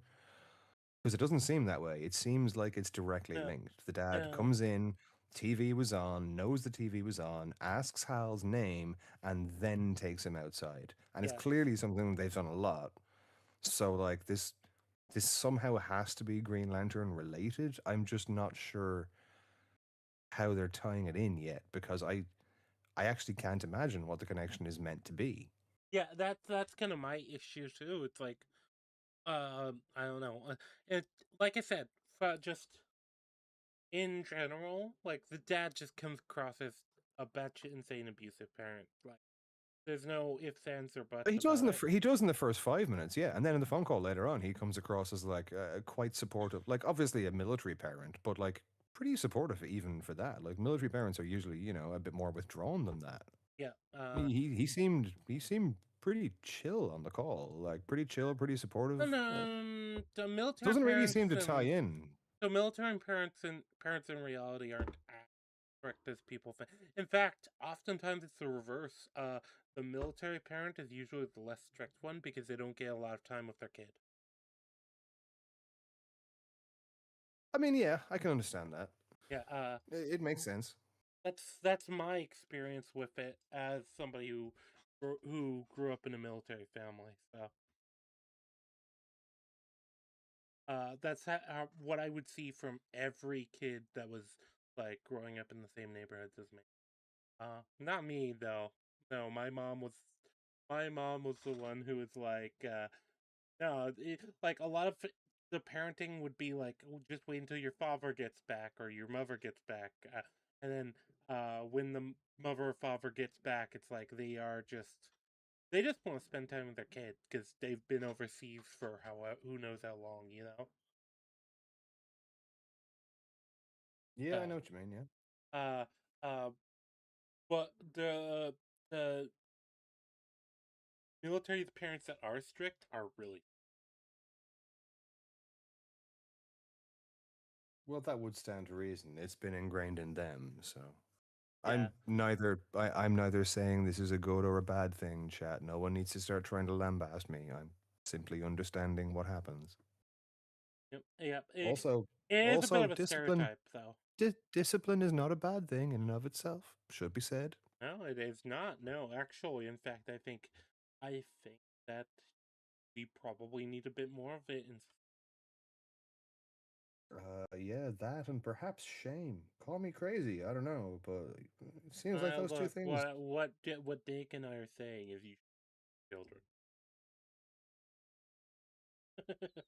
And if you don't have any, Beat just go out in the somebody street and else's. start beating someone else's children. Don't do that. Don't do that. That was a joke. Don't do that. uh, beat the parent instead. Yes, that we can avow. Go out, find a bad parent, and beat them. Why not? Someone ought to. Just make sure you're not recorded doing it. Yes. Like we should have made sure we weren't being recorded saying those things we just said. I regret nothing. Yeah, you say that now. We really shouldn't be allowed stream together, actually. Between the two of us, like it's not good. What do you think of the whole like mystery thing that's kind of set up in the like? I Obviously, the think sheriff lady has some kind of insight and was able to pick up on things. Well, no. Okay. There's the thing. So she said, "You haven't been in town a day. My father in law has paper on you. He's not someone you want to owe." Yeah. This again leads into there's more going on with this compound than we know about.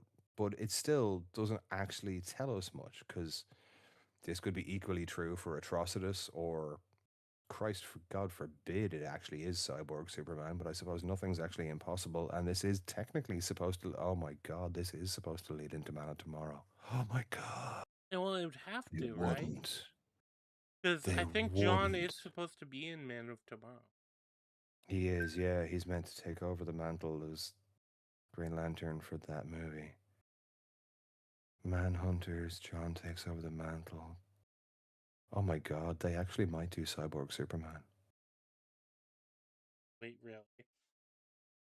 I, I don't know, but there's enough that leads into that direction that I wouldn't be confident ruling it out right now. I mean, he's Okay. heavily involved with the Manhunters. This is supposed to lead into Superman 2, so that would make sense as well. He's also involved with Superboy Prime, and well, if you need someone who can beat up Superman, then between them, Cyborg and Prime, Cyborg Superman and Prime, I mean, yeah, they'll do it.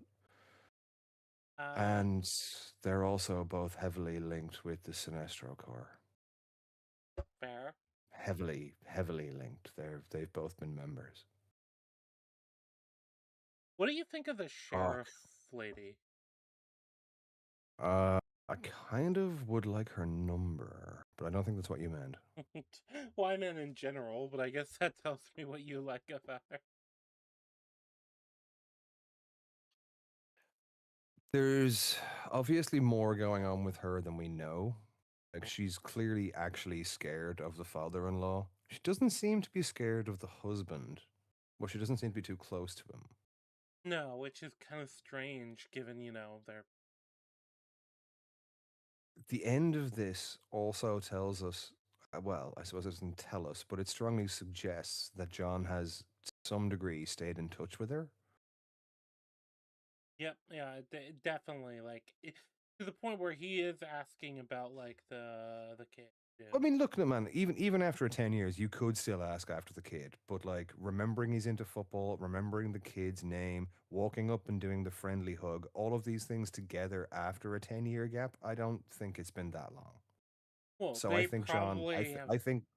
I think John Yeah, has taken over keeping an eye on this location after Hal's death. Or even possibly, well, I suppose probably after what we will find out was Hal's disappearance, and then we will discover it was because of Hal's actual eventual death. yep. Uh, yeah, I think that it's almost like a But there's an requirement. ongoing relationship there. So my question is, I wonder why. Is it just John keeping an eye on the same area? And if so, why? Because he didn't seem to believe it to begin with. And if it isn't that, then I have to wonder what the more direct relationship is. Also, he did fuck her mother-in-law. Did, which So if he would if he both keeps coming be. back to town to say hi, and we know that Dadman wasn't super thrilled about that, polite about it, but not super thrilled about it. Also, Yeah. apparently, John is into gilfs. That's also a thing. Well, look, man, that woman is as much a gilf as fucking Marissa Tomei in Spider-Man. Do you know what I mean? Like that, she's a good-looking lady. Granted, she's got a few years now. She's older than me, and I do have a personal policy of not sleeping with older women. Again, but she is a good-looking lady. What is going on? Oh, it's the Civ group. Okay. Okay, no, okay. We'll talk about that later. Incidentally, chat, you should be happy. There was a non-zero chance that we were actually going to be playing and streaming a game of Civ while we had this conversation, just so as we didn't have to deal with any copyrightisms. But Yeah, we made alternate plans. yeah. I just decided to put the thumbnail. Now, if people want that or think that would be better, I mean, maybe I would enjoy it more. But um, yeah. As far as you have shame, no, you don't. Fake lies like he. I like how Ubi's like, you should be ashamed of saying you're attracted to attractive woman. Like, you're right, man. My bad. I'm sorry. Yeah, What you was I should be thinking? attracted to attractive men instead. Eh, I don't know, man. I don't really want to step on your toes. Like, that's kind of your shtick, you know? It's your gimmick.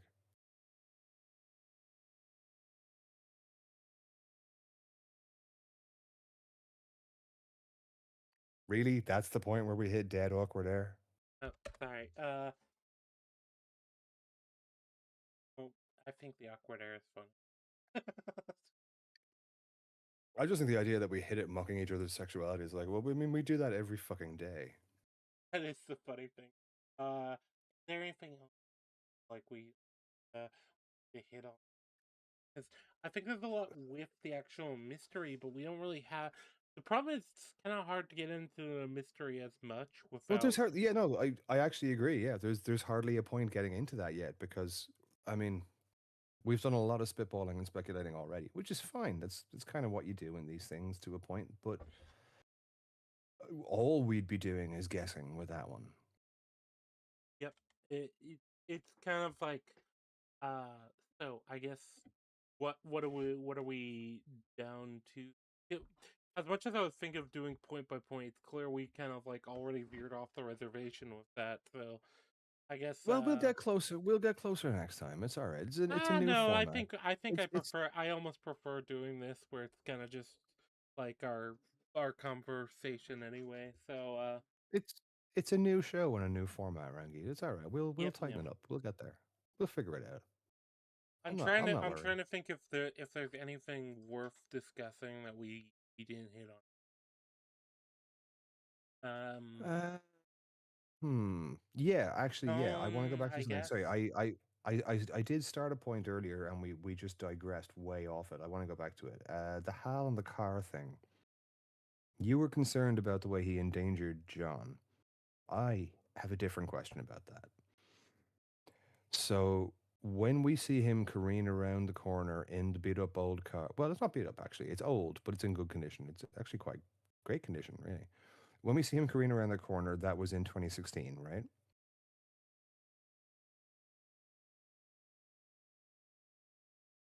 Um, yeah, it would I'm have been in fairly 2016. sure. Yeah, because Yeah. Okay. that was within the same time frame as the trip to the original trip to Nebraska. Yeah. Okay. So that was 2016, and Hal is in that car. That's a 20-year-old, if not 30-year-old car at that point, right? I'm going somewhere with this, so just give me a second. So you have to assume if Hal's driving such significantly an older car, it's because he wants it or prefers it and he doesn't want to drive a newer car. So your issue with the scene where he puts the ring on the dash and lets John take a chance is that he put John's life in danger. But thinking about it, my issue with it is if that's actually his car from 30 years ago, he must love that fucking thing considering the condition it's in. Like it's pristine. It's actually gleaming. It's just like an old model.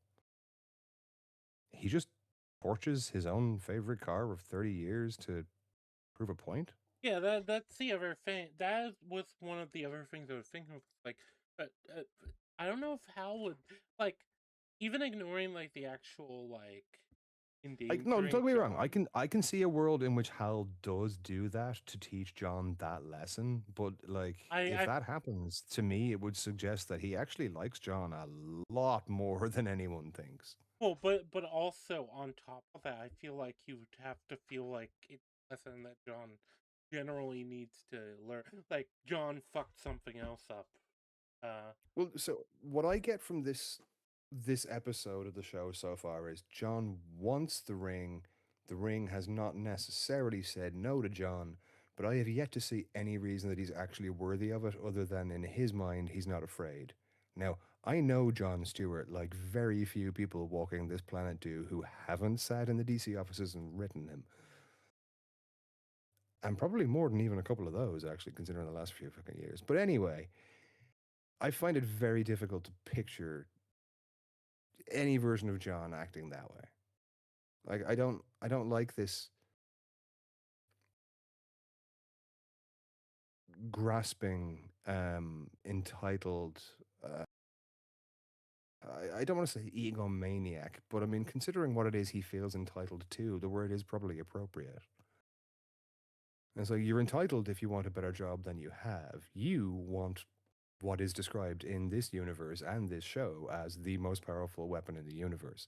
And you want it because you feel like you deserve it, because you feel like you deserve it.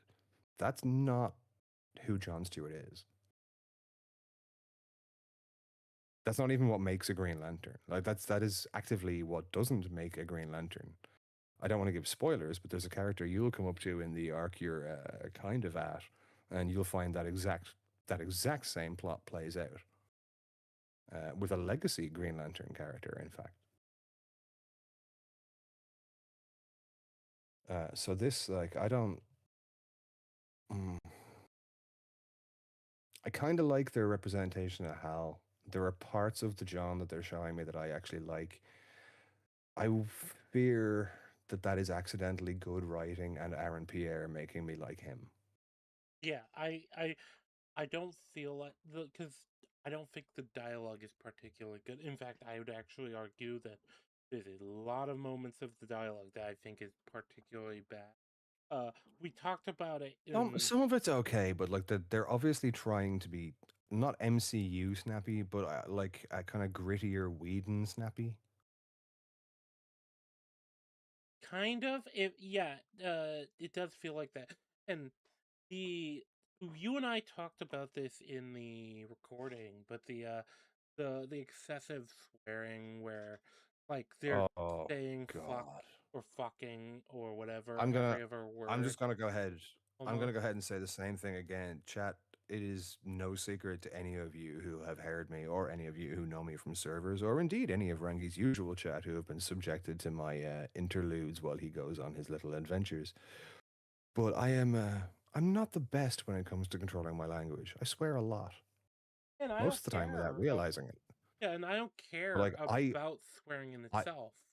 But I do that, and I think that this single episode is hilariously excessive with the swearing. Like they went out of their way. It's like a bunch of sailors off 10 months at sea. It's absolutely out of this world. There's a fuck every third word. It's obnoxious. it is obnoxious, but it's unnecessary. Like it's too much. There's no need for this much. It's what did I say earlier? It's the boys. They're Yeah. doing the boys. They're just being vulgar for the sake of being vulgar at this point. Like it's not adding anything. It's not accentuating anything. It's not a shock moment. It's not even a rating moment.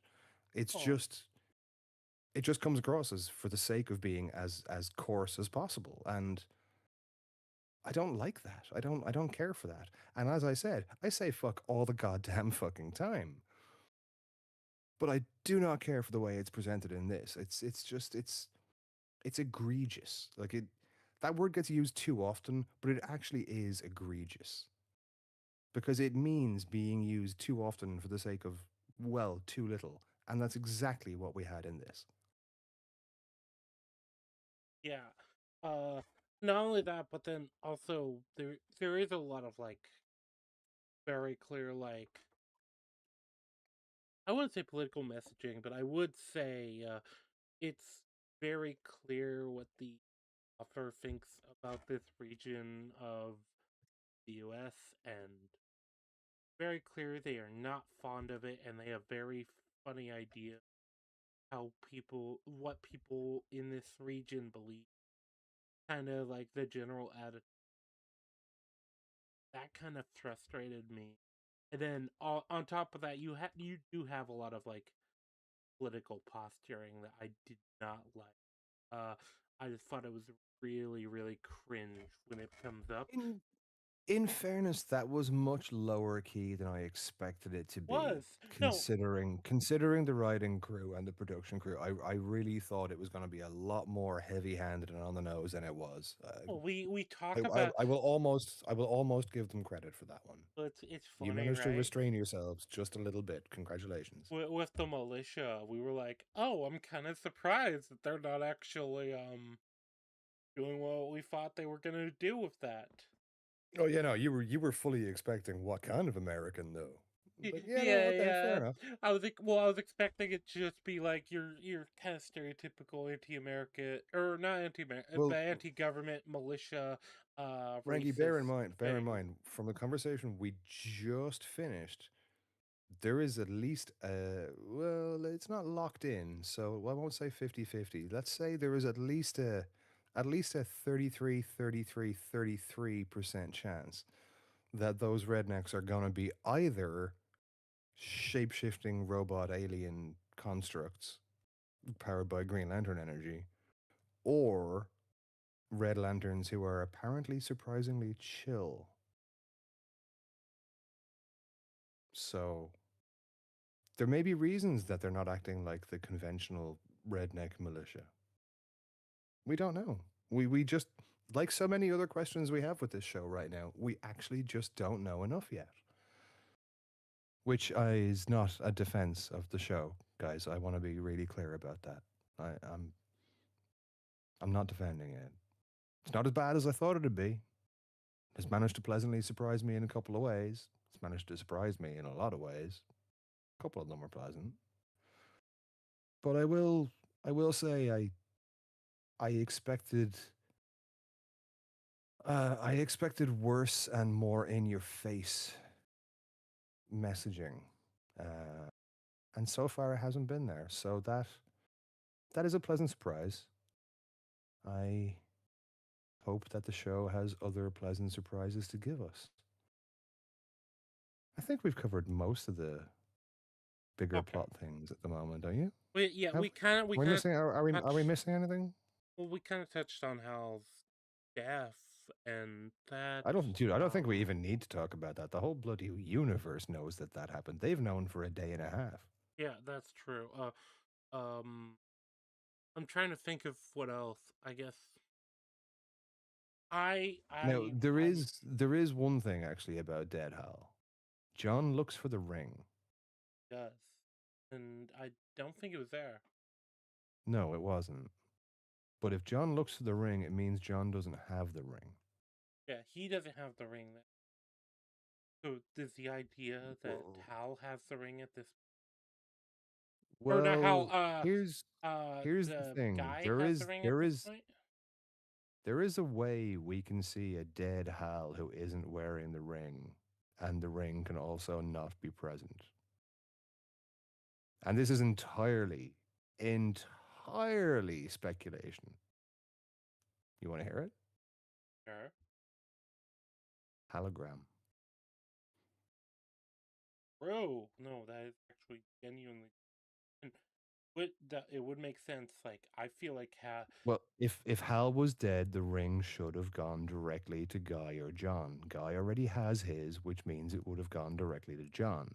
So and if not that, then maybe yes. then well, Kyle was supposedly meant to make an appearance in this, but I don't know if it'll actually happen or not. I'd like it to because I genuinely do love Kyle. He's one of my favorite characters in DC. Also, one of my favorite Green Lanterns. I really like Kyle. He's really cool. Poor guy had to go through an awful lot, and I don't mean the fridging. Fuck Gail Simone, by the way. Don't. She's hideous. In the metaphorical sense, fuck Gail I Simone. think she's also married. Yeah, well, we all have problems. Her husband clearly has bigger ones than most. Okay. Yes, I don't know what you that's look how we do it. like. Ethan, on the small chance you ever hear this one, I hope you like that joke. Okay.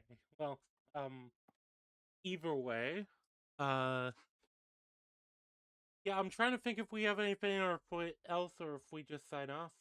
Might be a good idea to sign off. We're a good, like, I think healthy two I hours. think we did. I think we did actually cover most of the substantive stuff that we got in this episode, I and I guess. we did a lot of speculating anyway. But we do kind of want to stay away from just purely guessing. So Yeah. I think we got most of it.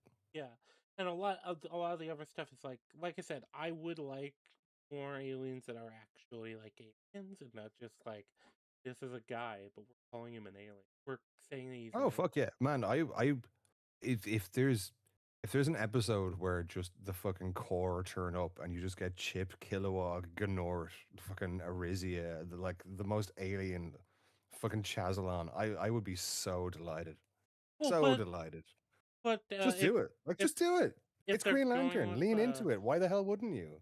yeah, well that's kind of the whole thing though, right? It's a lot of it does feel weird. Idea of like, oh, we're doing a Green Lantern show, but we're having the main location be Alaska. Yeah. Like, We're doing a grounded Green Lantern show. Like, well, you could have just made fucking Smallville at that point, but okay. I mean, there's a lot of DC heroes. You could have done something with one of the. Sure. You could have done something with one of them that you would fit better with. If they, you know what I would have done? If they wanted to make like a true detective style story, you want to know what I would have done? The I'll tell you Flash right Cat. now. Blue and Gold, Oh, oh, Booster, and Ted Cord. yeah. Some cross country mystery that they have to solve. I would do those two, or and here's a completely out of left field one, but any DC proper fans in the fucking chat will know what I'm talking about when I say this. Really weird pairing. I would do Elongated Man and Plastic Man in a buddy cop movie. Okay. Yeah, maybe. I mean, I even think like someone like Constantine would be interesting for like a small town mystery if you want to bring in like the more supernatural side of the. You could do that even now. Like rewrite part of Clayface, make it so Swamp Thing turns up. They have to have some sort of fucking fight for reasons. Give me 20 minutes and I'll think of what they might be. And just have John turn up so as he can make the most out of it and make sure he gets the fucking gain. Yeah. Like it's not hard to write Constantine into something. And he has so much history with Swamp Thing. Like you can do it pretty fucking easily. Yeah, and well, so, you know the DC animated movies, the ones that are like kind of based off the New 52. I liked some of them. I didn't like some of the John Constantine movie they have, where it's just he gets brought into a situation because essentially uh, basically an old friend kind of needs him involved in something. You talking about the Etrigan one? I maybe. Gone the form of man. Oh no, no, no. Etrigan isn't involved in the one I'm talking. Uh, the in animated. I'll know it when I see it. It's City of Demons, I believe, is what it's called. Actually, That yeah, rings a bell, but I'm not sure if I've it seen takes it. place in like L.A. So, Oh, uh, so it's just Constantine going to LA then. well, so basically it's like um a yeah, it's essentially like an old friend from his band kind of calls in a favor, brings him over to LA because that guy's kid is in like a coma, and basically it's like, oh yeah, John, I need you to help with this. I know you're involved in the supernatural stuff.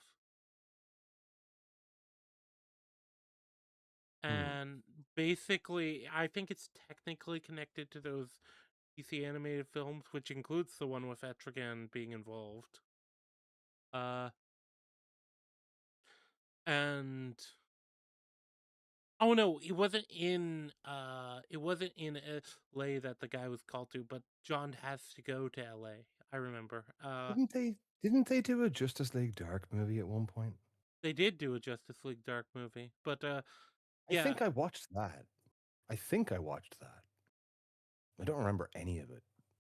yeah, basically with John, a big point is the way they describe John is he's essentially the given they call him a specific title. It's like I don't remember what it is. Was it Chaos Mage? No, it was Somebody called him that at it one was point. the something of last chances or something like that. Maybe it was probably a tarot thing. Oh wait, fuck, I know who you mean. Oh, what's her name? Blindfolded tarot psychic. Uh, no, not Destiny. Destiny is in Marvel. In DC, it is.